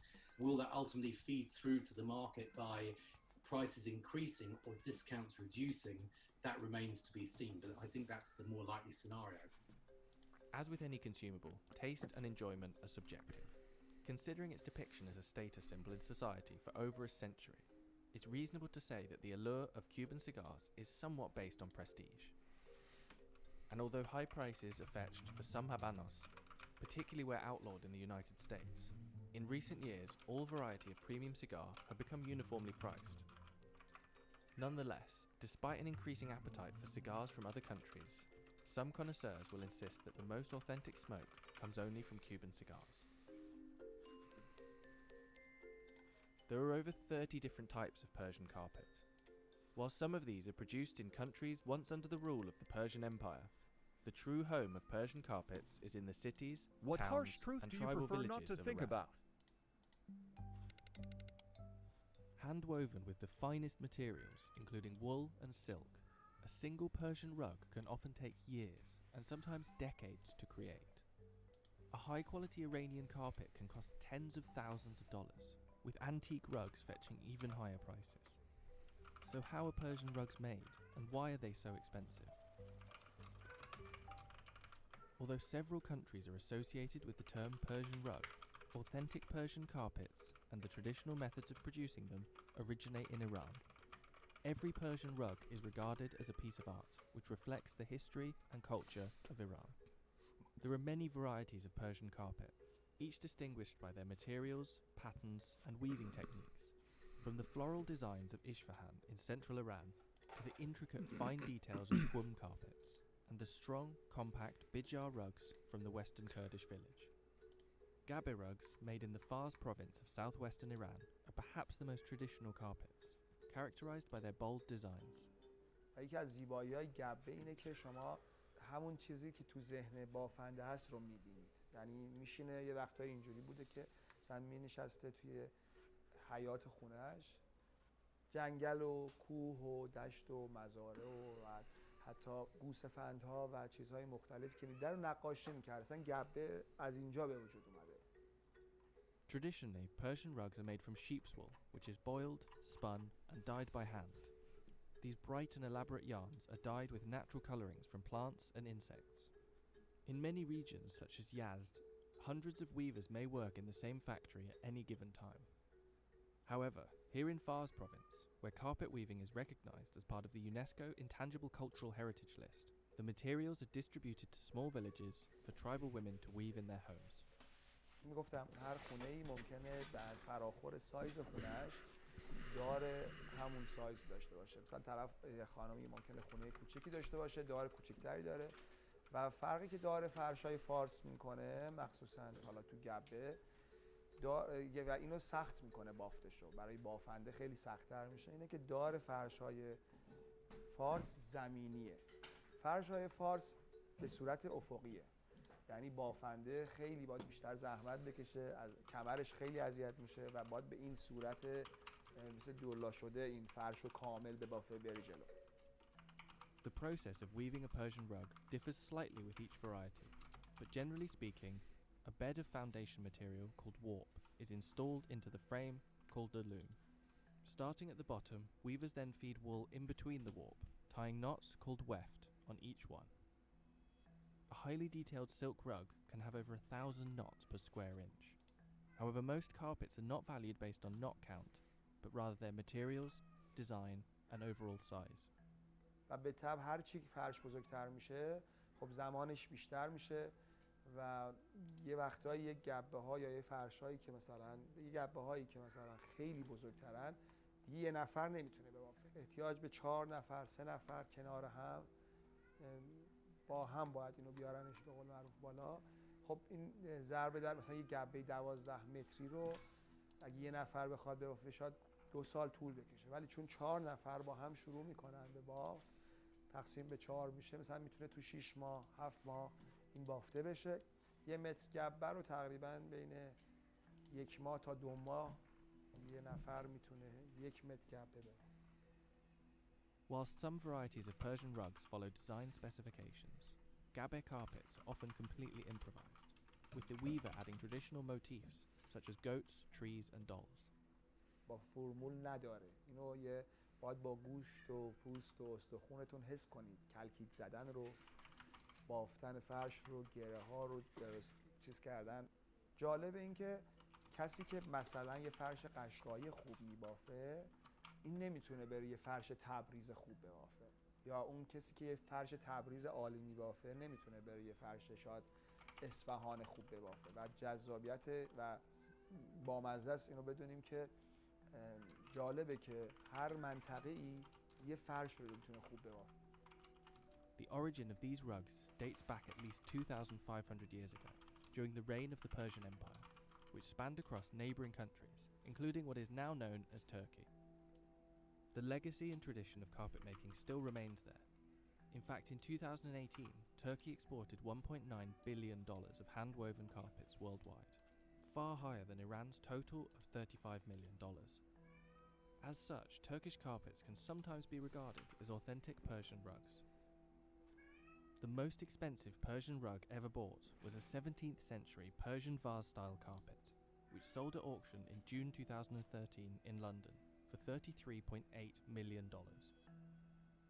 But despite Iran's rich history of producing handmade rugs, the tribal rugs produced in rural villages could be under threat from a lack of young weaving talent.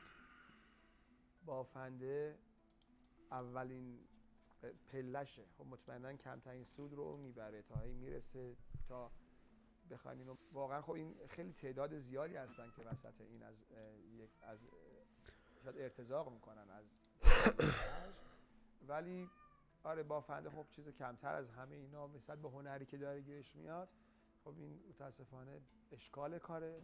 من میتونم بهتون حالا با این وضعی که میبینیم قول بدم شاید 15 سال دیگه بگم این زودی نهایتاً چیزی از فرش هنریه که همه نمیتونن یادش بگیرن، باید تو خود اونها باشن. متاسفانه جوانترهاشون، دخترها و کسایی که خب توی خونه های عشایرها مثلا مادرش فرش بافت وقتشون، حوصله‌شون، حسشون نمیذارن واسه یه فرش بافتن، چون مادرهاشون رو دیدن که چقدر شاید بیمار شدن، مریض شدن، کمردرد، دست درد اینا. بله فرش تقریبا تا 15-20 سال دیگه با این سیستم که داره میره جلو. In the world of fashion, changes in styles or trends can catapult an item's popularity and cost. When Doc Martens first appeared in the UK in 1960, they were working boots that would cost you under $3 a pair. These days, a pair of made-in-England boots could set you back $225. So what has changed? And why are these shoes now $225 so for some expensive? shoes. I don't pay that much. I pay like $50 at the max. Okay, $65 at the max. Doc Martens are a style icon that has endured for over 50 years. But They've been worn Martens, by though. everyone, from Kanye West and Cardi B to the Dalai Lama and even Pope John Paul II. When the Vatican placed an order for the famous 8-eyelet boot in black, white and navy leather. While a pair of Docs may not be the most expensive boot out there, their price and use has gone through a pretty radical transformation. And the company producing them has shifted dramatically too. It's like From a family-owned Champion. local factory to an international fashion Like brand how owned by Champion a became a private fucking equity big brand, firm. Since even though they were the 2014, poor people's the price brand of boots before. has risen by almost 25%. Sales have grown year on year, and profits were up 70% in 2018 to 19. So how did the Should watch a company video go on from how its humble the beginnings rise to and fall of producing 7 Champion, million or pairs the of these shoes the rise, the fall, and the rise of Champion, I Before guess. they got their punk image, Doc Martens weren't quite so cool. The patented technology behind the boots, the air cushion sole, was invented in 1945 by Dr. Klaus Martens, a German army doctor who injured his ankle in a skiing accident and was looking for a comfortable alternative to hard leather sole boots. The market for this new shoe technology wasn't the punks or skinheads you might associate with the history of these shoes, but older women in need of comfortable and practical footwear. Sometimes you just need practical footwear. Gardening shoes at one point. It was when this technology was brought over to the UK in 1960 that the iconic shoe you might recognise was first made. The air cushion sole was licensed to the Griggs Company in Northampton, and the 1460 boot was created. The iconic stitching and recognisable heel loop were added, and the boots were sold to factory workers across England. At the time, these boots cost only $3 a pair. Even with inflation, that's just over $50. They were cheap, hard-wearing, and perfect for postmen, policemen, and workers on their feet all day. The boot was quickly adopted by any countercultural movement that appeared, and they became a mainstay in glam, punk, skinhead, ska, and goth style, among many others.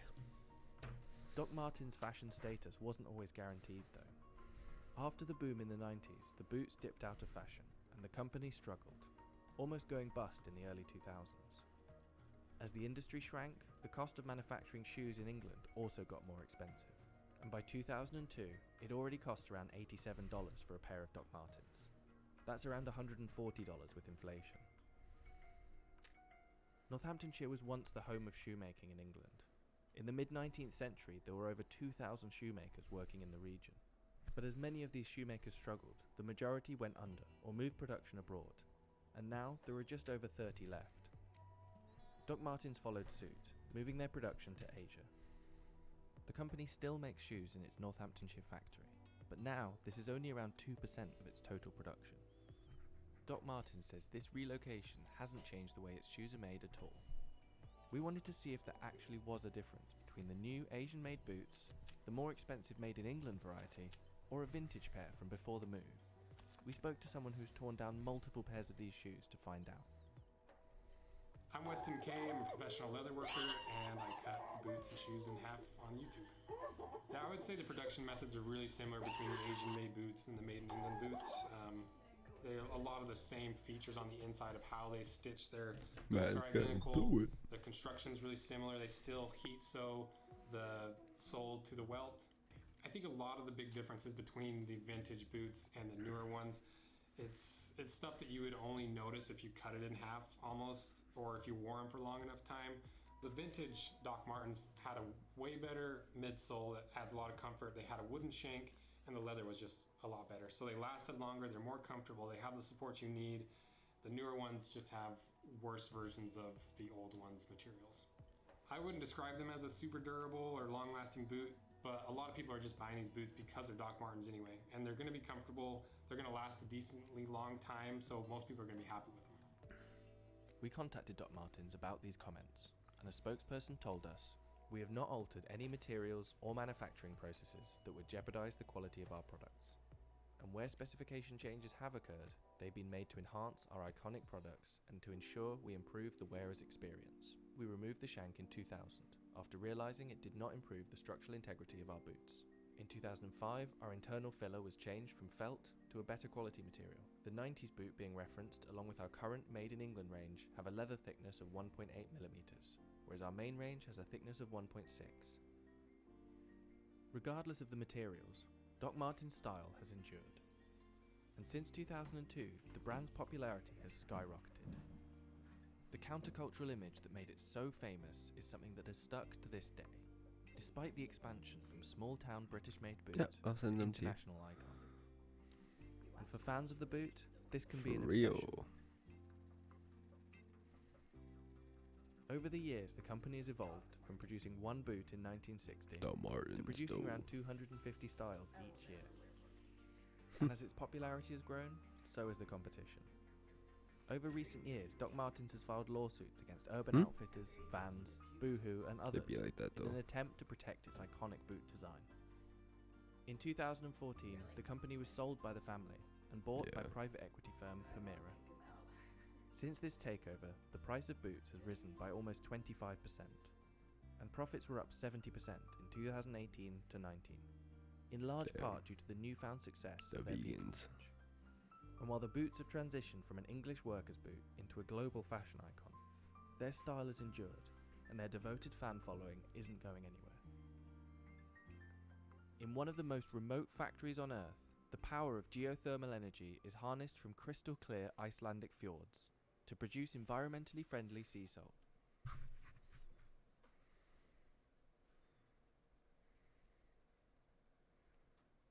Horse semen.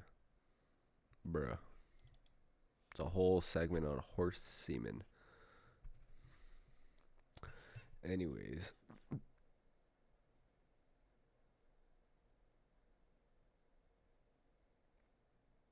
Oh, the scissor one was so long ago. Persian rugs, Cuban cigars, Rolls Royce. Now we can watch some salt. This sea salt could cost you more than 30 times the price of table salt. Unlike the cheap salt that's mined across the world, this salt is all harvested by hand in one remote region in the northwest of Iceland. So just what makes it so expensive? This is Saltwerk. It's a sea salt factory in the West Fjords of Iceland. Housed in one of the most remote and coldest locations in the country, it produces 10 metric tons of salt each year. The salt takes at least a week to make, and almost all of the work is done by hand. But there's one other thing that's unique about the way that it's processed. Everything is powered entirely by geothermal energy. We use the geothermal energy that we have available here in Reykjanes Peninsula, which are one of the purest sea waters in the world. We are moving the water from the fjord into the big building here that we have outside. In each pool we have radiators. Through the radiators, the hot water from the spring circulates and heats up the seawater.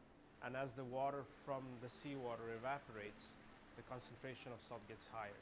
The tanks are run on hot water, the pans are run on hot water, the drying room is on hot water, the heating for the factory, for the houses, everything is run on hot water. It is green as it gets. The process of making sea salt is simple, but it takes a lot of work. Salt is made by heating seawater to evaporate the water and increase the salt level. Sea salt has been produced like this for thousands of years.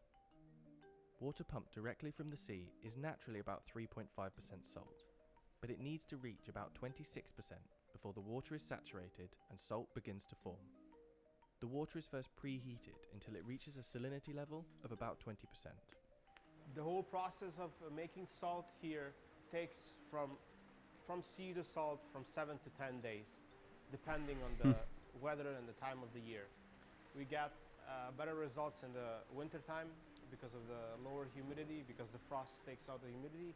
And it's harder in the summertime. As you can see, we have a really high humidity and rain, so it's really hard to evaporate, because this Iceland is not a place where you usually make salt. Once it's reached this point, it's moved to large pans and boiled. When the water hits 26% salinity, it becomes completely saturated, and salt crystals start to form on the surface. These crystals slowly sink to the bottom of the pans, where they're drawn and drained of any remaining liquid. The salt is spread evenly on drying trays and moved to a large oven to dry for over 12 hours, before being sifted and packaged for sale. Salt has been an important part of Icelandic cuisine for hundreds of years, and many treated it as a currency. Although sourcing salt isn't quite so hard these days, the tradition of salt making still remains. During the 17th century, the Danish king had his salt making factory in this region, and he was also producing salt here, and it was an important part of the economy of the island, as it was used for preserving food over the long winter months, and also for export of fish and cod. In those times also it was considered as valuable as gold. There was a law introduced here in the 17th century stating that people, while working as salt makers, were prohibited of having wife or children or a family, because it was seen as a distraction from work. It just shows how important it was to them. The final result is a very minimally processed, flaky sea salt from clear Icelandic waters. Unlike processed rock salt, the sea minerals remain in the crystals, but these are only a tiny percentage of the final product. Producing any product in such a remote location has its difficulties, which contributes to the price. But with Saltwerk featuring exclusively at some of the world's best restaurants, and their production process leaving a 0% carbon footprint, consumers will continue to pay top dollar for pure Icelandic sea salt. From the remote fjords of Iceland to the vast emptiness of space, a first for so expensive. For life to be supported in the harsh environments beyond Earth's protective bubble, billions of dollars have been spent on spacesuit technology.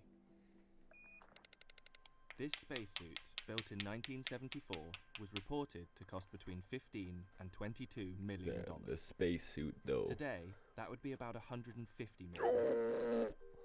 Having not delivered any new mission-ready extravehicular suits since then, NASA is running out of spacesuits. In fact, They run out of NASA spacesuits are down though. to just 4 flight-ready Bruh. EVA suits.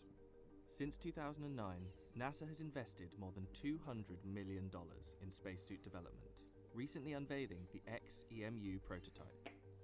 But NASA still does not have a new fleet of spacesuits. So why has it taken so long for new spacesuits to be built? And what makes them so expensive? Spacesuits are so expensive because they're complex, human-shaped spacecraft. Think about them in terms of spacecraft, not as work clothes. A spacesuit has to protect an astronaut from the vacuum of space, from radiation coming from the sun and other bodies, and it has to protect against fast-traveling particles that are traveling up to 18,000 miles an hour that could penetrate the suit. They provide oxygen, communications, telemetry, and everything else that a human needs to survive, all rolled into one tiny human-formed spacecraft. But the spacesuits NASA currently uses are more than 40 years old. 18 suits were developed for the Space Shuttle program in 1974 and have vastly overworked their original 15-year life design. Suit number 1 was only used for certification, while Suit 2 was destroyed during ground testing. 2 suits were lost in the Challenger disaster in 1986, and another 2 in the Columbia disaster in 2000. Alright, I'll be right back. I have to go to the washroom, but I will leave you guys with some music in the meantime.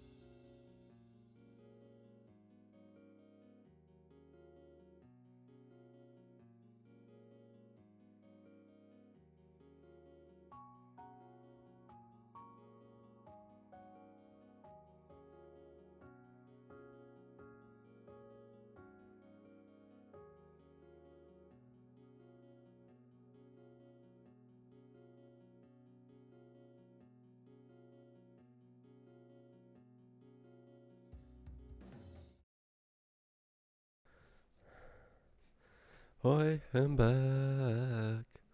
2003.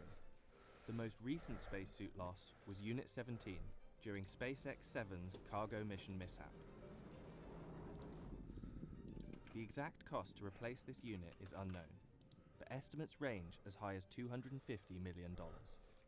For the remaining 11 suits, the damage is mounting, with 7 in various stages of refurbishment and maintenance. That leaves only 4 flight-ready spacesuits aboard the International Space Station. In fact, NASA's first all-female spacewalk was postponed because the space station had only one medium-sized suit. This milestone was finally achieved when NASA sent up a medium torso shell to fit the existing larger suit. NASA has invested about $250 million developing the X-EMU suit for its Artemis program, which plans to take humans back to the surface of the moon by 2024, with a view to eventually go to Mars. With that goal fast approaching and the number of existing spacesuits dwindling, NASA engineers face a new kind of space race. There is absolutely a sense of urgency, not only because of the number of suits itself is relatively small, but the individual components that we use to keep the suits healthy and moving forward is also dwindling. A great example of that is the carbon dioxide sensors. The design that the current suits fly is a heritage design, some of the components of which are no longer produced. Some of the vendors that made those components no longer even exist. And so today, the CO2 sensor is a great example of a component where a replacement design that will work for both the existing suit and the new suit, basically What be a harsh drop-in truth do you replacement prefer that's not to- compatible with both suit designs. These people-shaped spacecraft are packed with complex components, but the most expensive parts are subject to debate. The most expensive component of the spacesuit are the gloves. The gloves are the most complex because the astronauts need them for manual dexterity to do meaningful work in space. You see the interior, you see a system of pulleys and strings that hold it together.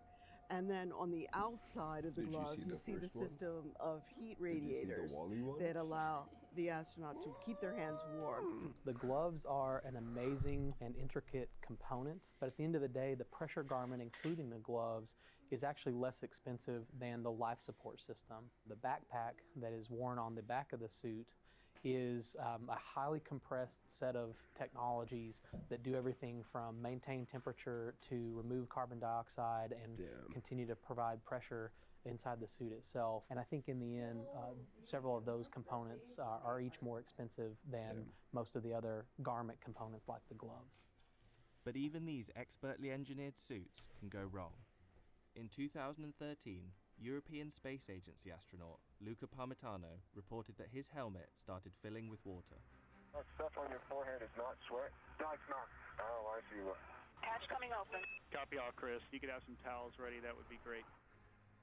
In total, almost 1.5 liters of water leaked into his helmet, threatening to drown Parmitano mid-spacewalk. But considering that NASA's Apollo-era spacesuits allowed 12 humans to walk on the moon 50 years ago, and considering the Space Shuttle-era suits have been used on over 200 spacewalks, is such a large investment in new spacesuits needed? Well, that depends on what you're going to ask the astronauts to do. Walking on Mars is different from walking on the moon. It's a different environment, it has different hazards. So when you're picking these assignments for astronauts, you have to take into account, do you want the astronaut to be able to walk, bend over, pick up things, or will he or she be carrying something? So you have all those considerations that have to fold into that design. We believe it is a necessity. Some of the components and some of the design concepts are no longer consistent with our values and expectations in terms of the quantity and distribution of crew members that we fit. I believe that, yes, the investment is appropriate and worthwhile.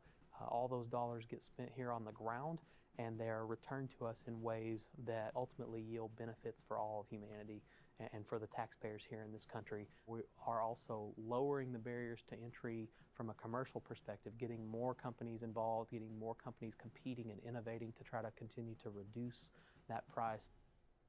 In an effort to develop technology at lower costs, NASA often sets design challenges for innovation, sometimes partnering with the designers and companies who impress the most. In the 2009 Astronaut Glove Challenge, Ted Southern bagged the second place prize of $100,000. He and his partner, Nikolai Moiseev, a leading Russian spacesuit engineer, used their winnings to form Final Frontier Design. We as a business were formed about 10 years ago and have worked with NASA on components of EVA suits for that whole time. NASA's our biggest customer, and we've delivered prototype components for the suit, including a glove, elbow, shoulder assemblies, parts and pieces. But just over the last 2 years, we've focused on bringing the whole system together. And Final Frontier plans to build its own EVA suit much, much cheaper than NASA's. We intend to deliver flight-level suits with similar requirements as NASA's. Our suits are made with the same material Similar. as the suits I don't like that. NASA used down to the mill. Traditionally, spacesuits are very expensive. I expect our suit development will be Because in the clearly, $2 like, million range, but I hope they're that our expensive suit for a EVA reason. system will be around $2 So million a piece. I don't want to go in some like dollar Even though store NASA spacesuit. has not You know what I officially mean? released the unit price of the new XEMU suit, it's safe to say their costs will be much higher. If we were to take the design of the suit we have today, if we were to reproduce copies of that suit, we believe that would cost us in the range of 15 to 25 million per unit. But we do believe that the design that we're developing today with the XEMU should not only stay within that range, we actually believe that competition and the innovation that we've fostered will actually drive that cost lower per unit. How does NASA's spacesuit costs compare with other countries? Russia's equivalent of the EMU suit is called the Orlan. Like NASA, it also has 4 suits aboard the space station, but it also has reserves, both at the Cosmonaut Training Center in Star City, Russia, and at Johnson Space Center in Houston, Texas. I think the best way we could solve like doing space travel for like regular people, like if it ever became say you could buy a spacesuit for $100,000, right? And then you could buy a ticket onto a shuttle to another planet for X amount of money, as if you're taking like a vehicle with you, you know. That would be your spacesuit, or to another planet, wherever, or eventually get your own rocket ship or shuttle that you could take out, which would cost you probably even more, depending on how that also goes. But yeah, if you did that, and then you'd give people like space license, yeah, you got to take this course for how to like live in space, survive in space, be instructed on how to do stuff on the shuttle. You got to be instructed on how to like all this other stuff and how your suit works. And you got to take this entire like, and then at the end you get your space license, and then there's a whole other course if you want to get your rocket ship license, of course. And then that would be the easiest way. That's a lot of implementations though. According to Nikolai Moiseev, who is one of the few engineers to work on both America's EMU and Easiest Russia's in Orlan, quotation marks. unlike NASA, Roscosmos has continually developed new generations of spacesuits. Moiseev personally participated in the development of 5 generations of Russian spacesuits, and estimates that 24 units were made between 1997 and 2002, with a further 24 units made between 2002 and 2019. Roscosmos is also developing a new EVA suit for Russia's first proposed moon landing by 2030. With Russian technology in a cycle of constant development and American EMU fleets continuing to age, more commercial opportunities could become available for private companies like Final Frontier to develop spacesuit technologies at lower prices. In 2017, Elon Musk revealed the SpaceX IVA spacesuit. Although this intravehicular suit is only for use inside the spacecraft, its 3D printed helmet and custom-made garments are a glimpse into the future of commercial spaceware. But is there an actual need for cheaper spacesuits, or is space exploration unavoidably expensive? I believe the world needs cheaper spacesuits because, in my opinion, 3D printing might be able to inevitable make that it we will down to even expand $1,000 for a spacesuit, depending on how we need deep to that take goes. advantage of the That's a whole other rabbit hole. resources of space to keep our planet healthy and alive. So Whether it's spacesuits or rocket technology or means of living in microgravity, all of these things I think are important for the future of humanity. It's one small step for man, one giant first for NASA. From the fragility of life in space to the delicate process of picking the world's most expensive spice. Even in the expensive world of spices, saffron stands out. And real saffron can cost you over $10,000 per kilogram. Sought after for thousands of years as a spice, a dye, and a medicine, you need over 150 flowers to make just 1 gram of saffron. And the stuff you have at home in the cupboard could well be fake. So just what makes this spice so expensive?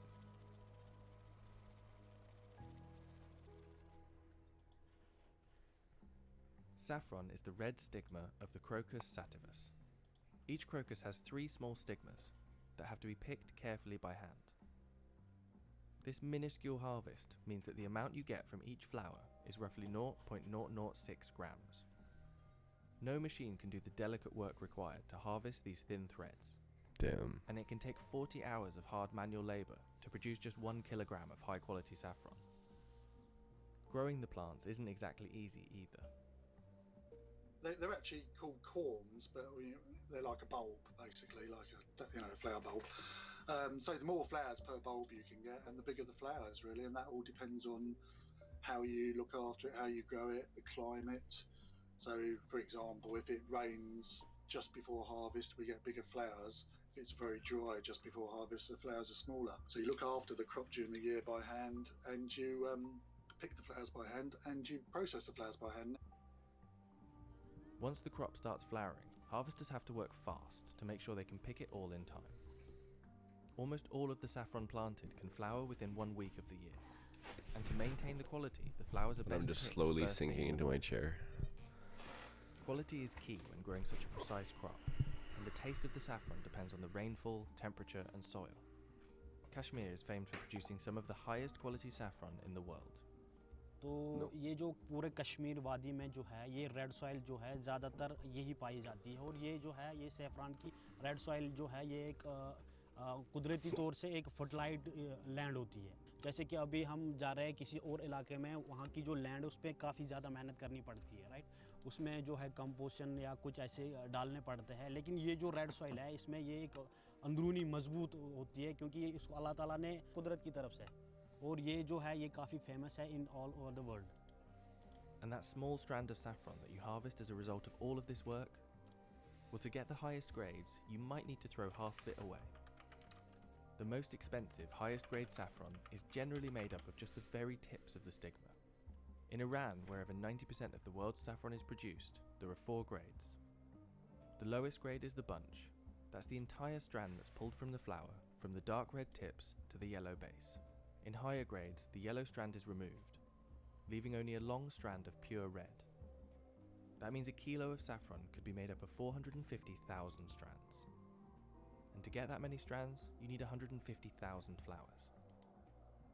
And those flowers take up a lot of growing space. Cumin, for example, can yield 600 kilos per acre. Nutmeg gets you around 350 kilograms in the same space. Use that land for saffron instead, and you get a 1.8 kilogram harvest. Despite the incredible amount of work and space this crop takes up, demand for the spice is increasing, and over 200 metric tons of saffron threads are harvested worldwide each year. That's the result of about 30 billion flowers. Demand for the threads is so high that many adulterate or produce fake saffron. Threads that look real at first glance could actually be made of corn silks, coconut fibres, or even horsehair.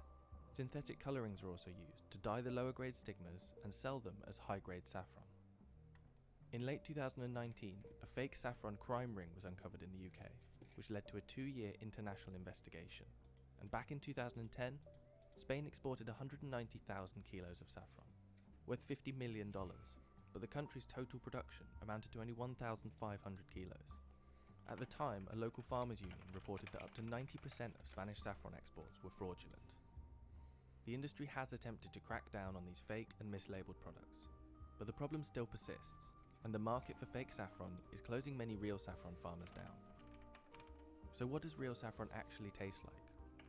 I've been asked that one by a lot of people over the years. It's so difficult to describe, which is, I think, part of its fascination for people and why it ended up, as an expensive product, because it just adds something. It's a bittersweet flavour, it's an earthy flavour.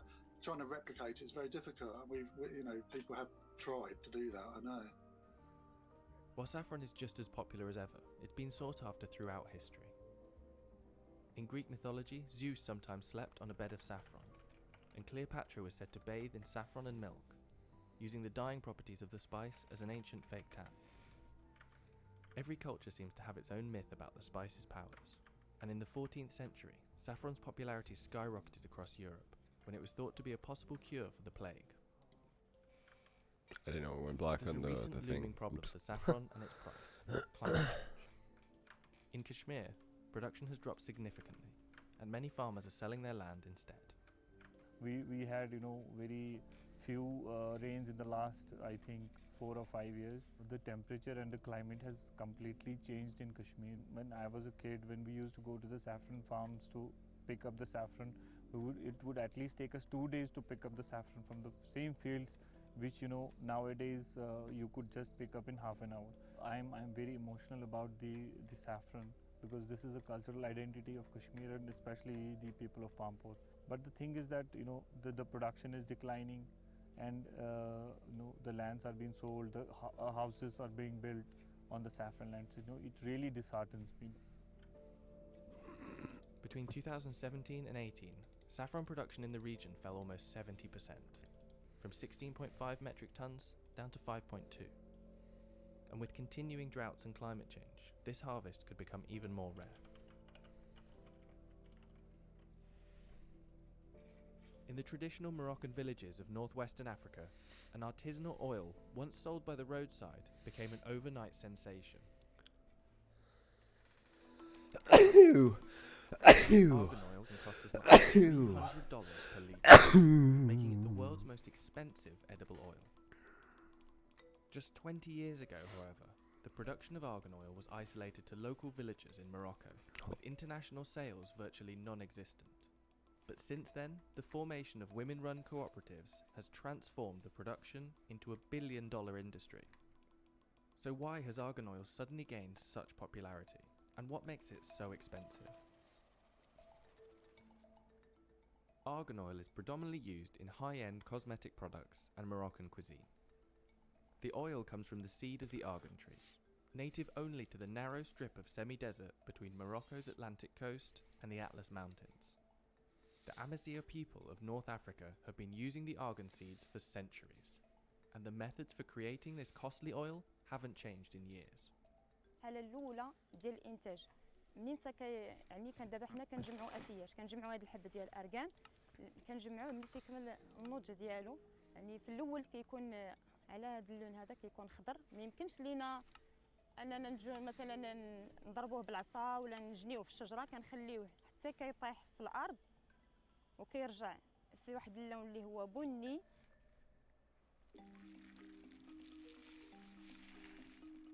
Once collected, the argan fruits are sun-dried before being peeled and depulped by hand to remove the fleshy outer layers. The leftover argan nut then needs to be cracked to retrieve the oil-rich kernel inside. وهذه كتبقى هي المرحلة الصعيبة ماشي سهلة ماشي أي واحد يجي ويهرس هاد الحبة هذه لأن خص تكون عندك واحد التقنية في الطريقة ديال التهريس ديالها باش تحاول تحافظ على هاد اللوزة ما خصهاش تهرس لينا باش يعني نحصلوا على 1 لتر ديال الأركان تقريبا كناخذوا واحد 40 كيلو من هاد الحب هذا باش اللي كيعطينا تقريبا واحد 20 كيلو من هاد النواة. The next stage is grinding, which is often also done by hand. يعني كنطحنوا اللوزات ديال الأركان بهاد الطريقة التقليدية اللي لقينا جدادنا ومعروفة في التراث المغربي ديالنا. هاد الطريقة هذه كتاخذ منا واحد الوقت يعني باش نحصلوا على 1 لتر دي كيخصك تقريبا 2 ساعة ولهذا فالتطورات وكنقدروا يمكن الا كانت عندنا شي طلبية كثيرة كنستعملوا الآلة الآلة يعني واحد الوقت قليل، يعني في 5 دقائق تقدر توجد تعطيك 1 لتر ولا 2 لتر. بالنسبة لزيت أرغان هو يعني ماشي بحال الزيوت الأخرى، كيبقى واحد الزيت اللي غالية كيسميوها الذهب الأحمر، يعني زيت غالية بزاف وكتطلب في الإنتاج ديالها واحد المجهود كبير. يعني بالنسبة لواحد المرأة إلا غتوجد لك 1 لتر ديال زيت أرغان كيطلب منها تقريبا واحد 24 ساعة. The leftover pulp removed from the fruit is sold as animal feed, particularly for goats, who are intrinsically linked to the argan tree. In some areas, it's tradition to allow goats to climb the trees to freely feed on the fruits. Argan kernels are then collected from their excrement, saving the laborious work of cracking open the nuts manually. But nowadays, in most argan forestries, this peculiar site is merely used as a tourist attraction. هذيك الزيت يعني ملي دارت عليها التحاليل ودرت لقاو بانها غير صالحه للاكل. اذا الماعز عنده يعني كيكون واحد المضره بالنسبه لهذاك. والماعز هو جزء من المنطقه والسياح يعني تعجبهم بزاف انهم يجيو يشوفوا المعزه فوق الشجره ديال الارغان. Traditionally, Amazigh women, who until 1956 required the man's permission to leave their homes, made argan oil primarily for culinary purposes, using methods passed down through generations. This artisanal oil was occasionally sold on the roadside in recycled bottles for as little as $3 per litre. Et donc, on s'est aperçu en fait que les femmes qui préparaient cette huile d'une façon artisanale, elles avaient une peau vraiment très douce et pas de rides du tout. Mais on n'avait aucune preuve scientifique.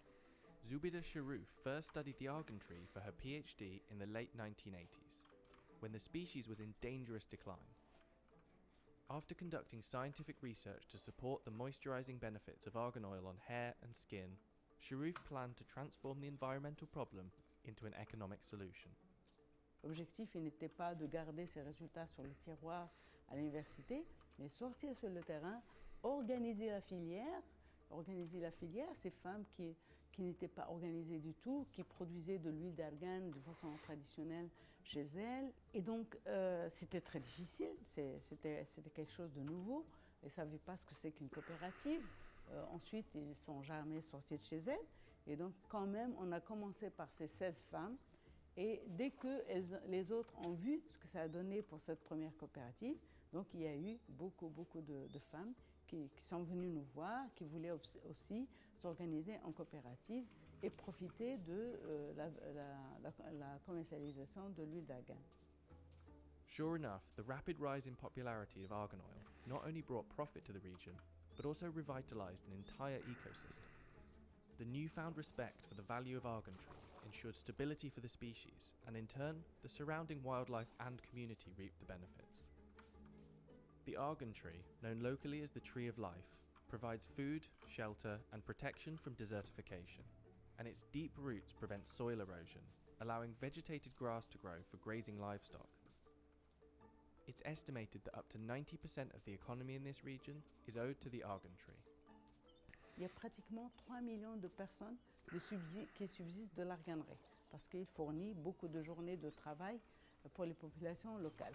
Rien que la seule extraction de l'huile, elle fournit pratiquement 1 million de journées de travail.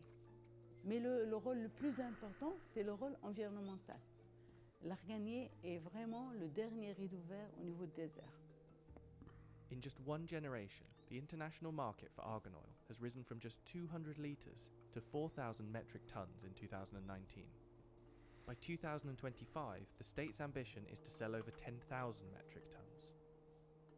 To facilitate this increase, the area for producing the oil has expanded more than 100 miles south of Aswara and is due to expand north. As with any costly ingredient, argan oil products are often adulterated.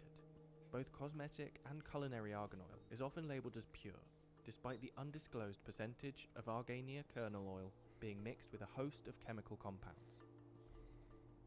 And cheaper, mechanically extracted oil has begun to appear on the market for as little as $22 a litre, threatening the stability of the local cooperatives. However, some cosmetic giants such as L'Oreal have committed to fair trade programs to help ensure the stability of their argan oil and the preservation of the forest's biodiversity. With the help of the cooperatives, the traditional skills held by the Amazigh women have created a booming industry.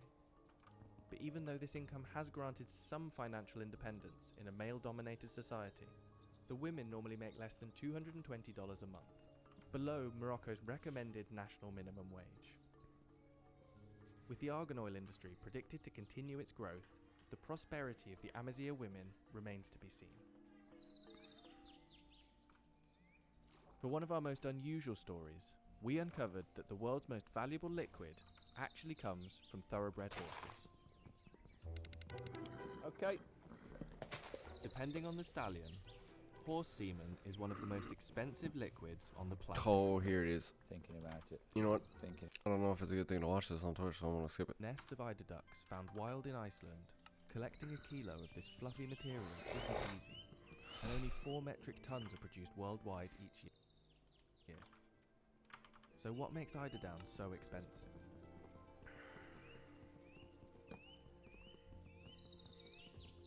Eider down is the soft underfeathers of the common eider, used to protect it from Arctic conditions and freezing cold seas. During the breeding season, this down naturally sheds, and the female ducks use it to build their nest. This is where the eider down collectors come in. Eider down farmers across Iceland will harvest this down either by taking small amounts from each nest or waiting for the birds to disappear completely before collecting. The eider down is a natural product, and when the eider duck leaves the nest, she leaves it down. So if we would not take the down, it would just blow away and be useless. While this product is natural and ethically harvested, it's not particularly practical to source. Farmers have to find and collect every nest by hand, and each one contains just 15 grams of down. We have 240 islands in Breiðafjörður, and the islands that the eider duck nests in are 150, and we have to go between all the islands by small boats. The nests are not very close to each other, so we have to walk around all the islands to find the nests, and it can be difficult to find the nest. It's sometimes hidden between rocks or high grass or high plants, and we have to look very carefully to find all the nests, and I'm sure we do not find all of them. But once the down is harvested, the work has only just begun. Up to 80% of the weight of the harvest is made up of sticks, seaweed, or larger feathers, and all of this needs to be removed. The eider down is first moved to an oven and baked at 120 degrees Celsius for at least 8 hours, drying out any of the unwanted debris and making it easier to sort. Then it goes through multiple specially made machines, each one sorting more and more pieces from the down.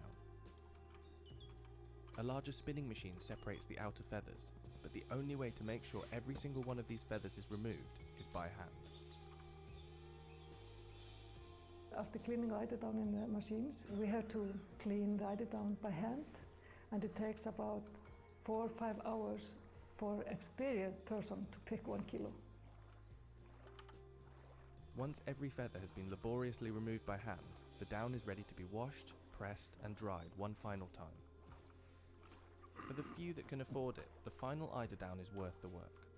Compared to other goose or duck down, eider down is denser, stronger, and more insulating. Small barbs in the individual eider down plumes trap the air and make it more wind resistant too. The majority of the eider down that King Eider produces is sold as is for companies to use in their products, but it also sells its own pillows and duvets. Eider ducks are strictly protected in Iceland. It's illegal to hunt them or to sell their eggs, and the final down is closely monitored too. In 1970 there were laws in Iceland that we must certify all eider down that is sold, and also when we are making some products like duvets or pillows or some garments, we must book a time with the inspector, and he must check the quality and the weight before we fill the product. This rigorous system means that every single eider down product in Iceland has been checked by an inspector. Other countries have their own certification systems, but Iceland produces about 80% of the world's eider down. Unlike industrially farmed down, which is often a byproduct of the meat industry, and one that can often involve battery farming and live plucking of geese, all of the eiderducks are kept wild. And while the process itself is labour intensive, a large part of the job of farmers is keeping the ducks safe. The first step is protecting the area for the eiderducks and trying to attract the eiderducks to the areas. There are predators like fox and minks, and also gulls and ravens. And farmers try to keep the predators away. Some of the farmers and some farmers use some bright colors or maybe noises to keep the predators away. So it's a lot of work to watch the area. Get all of this right though, and the end result is one of the warmest natural fibres on the planet.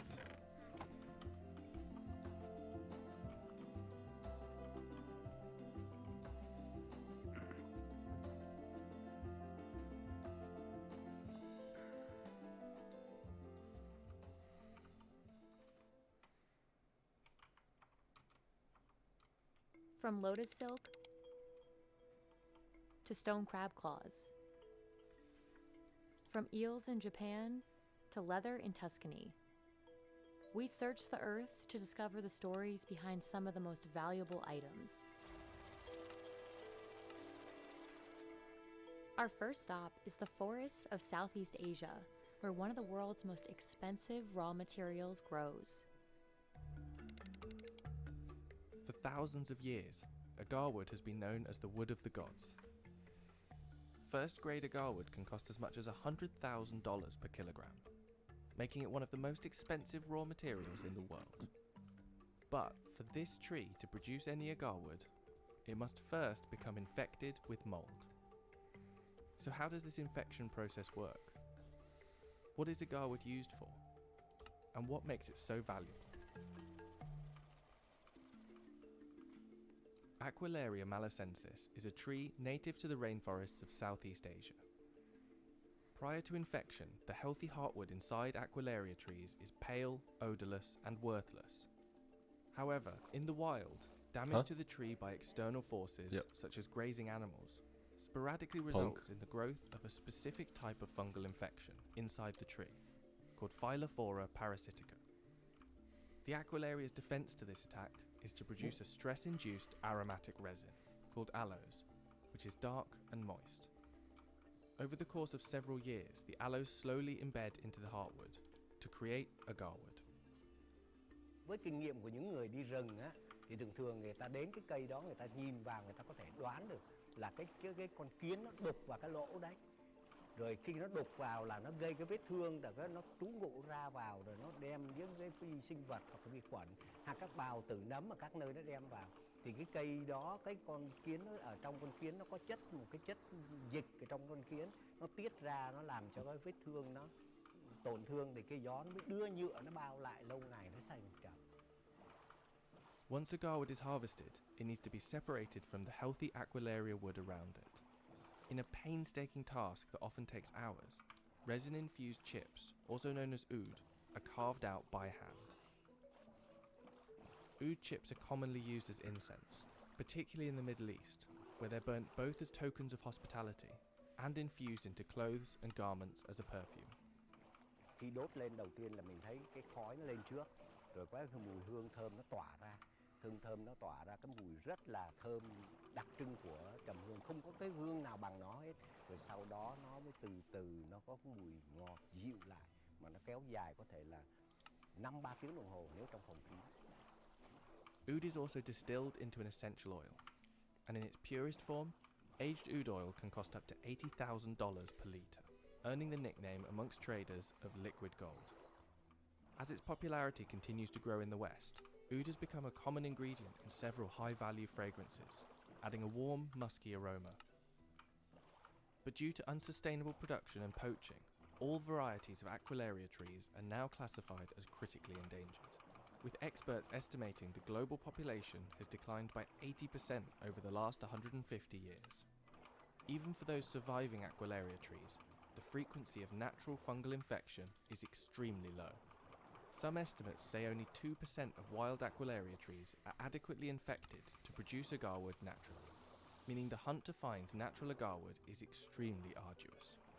Rồi cái tốp đấy chẳng hạn 5 người, 10 người đi có thể là đi 15, 20 ngày, nhưng mà khi mà có trầm ngày nào sớm ngày nào thì về ngày đấy thôi. Có khi đi thì cũng chẳng có đâu. Có khi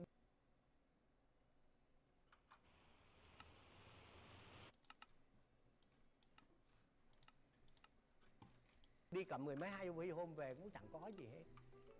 Rất là nguy hiểm. Nào là mưa gió, đèo núi rồi thú rừng rắn rết đủ thứ. Nên bỏ mạng là trong rừng là chuyện thường thôi. Cái thời đó là bỏ mạng là chuyện thường. Bây giờ không còn trầm nữa, hết rồi. Bây giờ trong rừng là không còn trầm. Tức là cái dân mình đã khai thác tận hết rồi, không còn nữa. With natural agarwood now bordering on extinction, in some forestries, like this one managed by Truong in Vietnam, trees are artificially inoculated with a microbial compound to induce the all-important resin.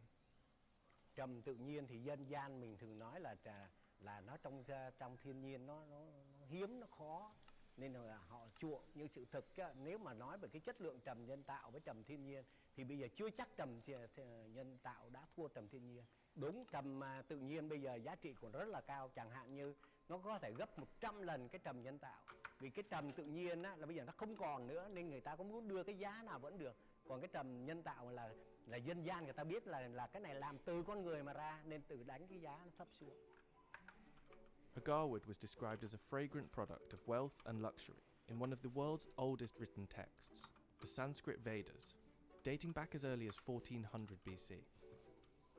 The aroma produced from agarwood has been highly valued by many cultures and religions throughout history. In the Nirvana Sutra, aloes is mentioned as a heavenly wood used in the cremation of Buddha. In the New Testament, Jesus' body was anointed with a mixture of myrrh and aloes following his crucifixion. And in the Sahih al-Bukhari hadith, the description of paradise by Allah's messenger includes the burning of agarwood as incense. The global market for agarwood is estimated to be worth a staggering $32 billion. But where oud was once so common, high demand has not only increased the price, but also the rate of harvesting and artificial production. By the end of 2029, the market is expected to double to $64 billion. Theo tôi cái kinh nghiệm lâu năm thì cái trầm hương này không có mai một đâu. Trầm hương sau này nó là một cái vật sản quý giá cho đất nước đấy. Vì cái này là nguồn cung có khi không đủ cầu đâu. Vì tất cả các thế giới này trên thế giới bây giờ hầu như họ tập trung vào cái ngành trầm hương hết. Từ thượng vàng hạ cám chẳng hạn như là tinh dầu đến trầm, rồi đến hương nhang đấy, rồi tiện chuỗi hạt đeo tay, vòng đeo cổ đấy, nó không có mai một đâu. Nhưng mà có một cái là bây giờ trước tiên sợ dân mình không có vốn để đầu tư thôi. Lotus silk is one of the rarest fabrics in the world. Produced only in small scale across Cambodia, Myanmar, and more recently Vietnam, this natural fibre is only extracted by a few skilled craftspeople across the world. But making this silk isn't easy. Extracting enough lotus silk for one scarf can take 2 months, and the final product can cost 10 times as much as regular silk. So just how is it made? And what makes it so expensive?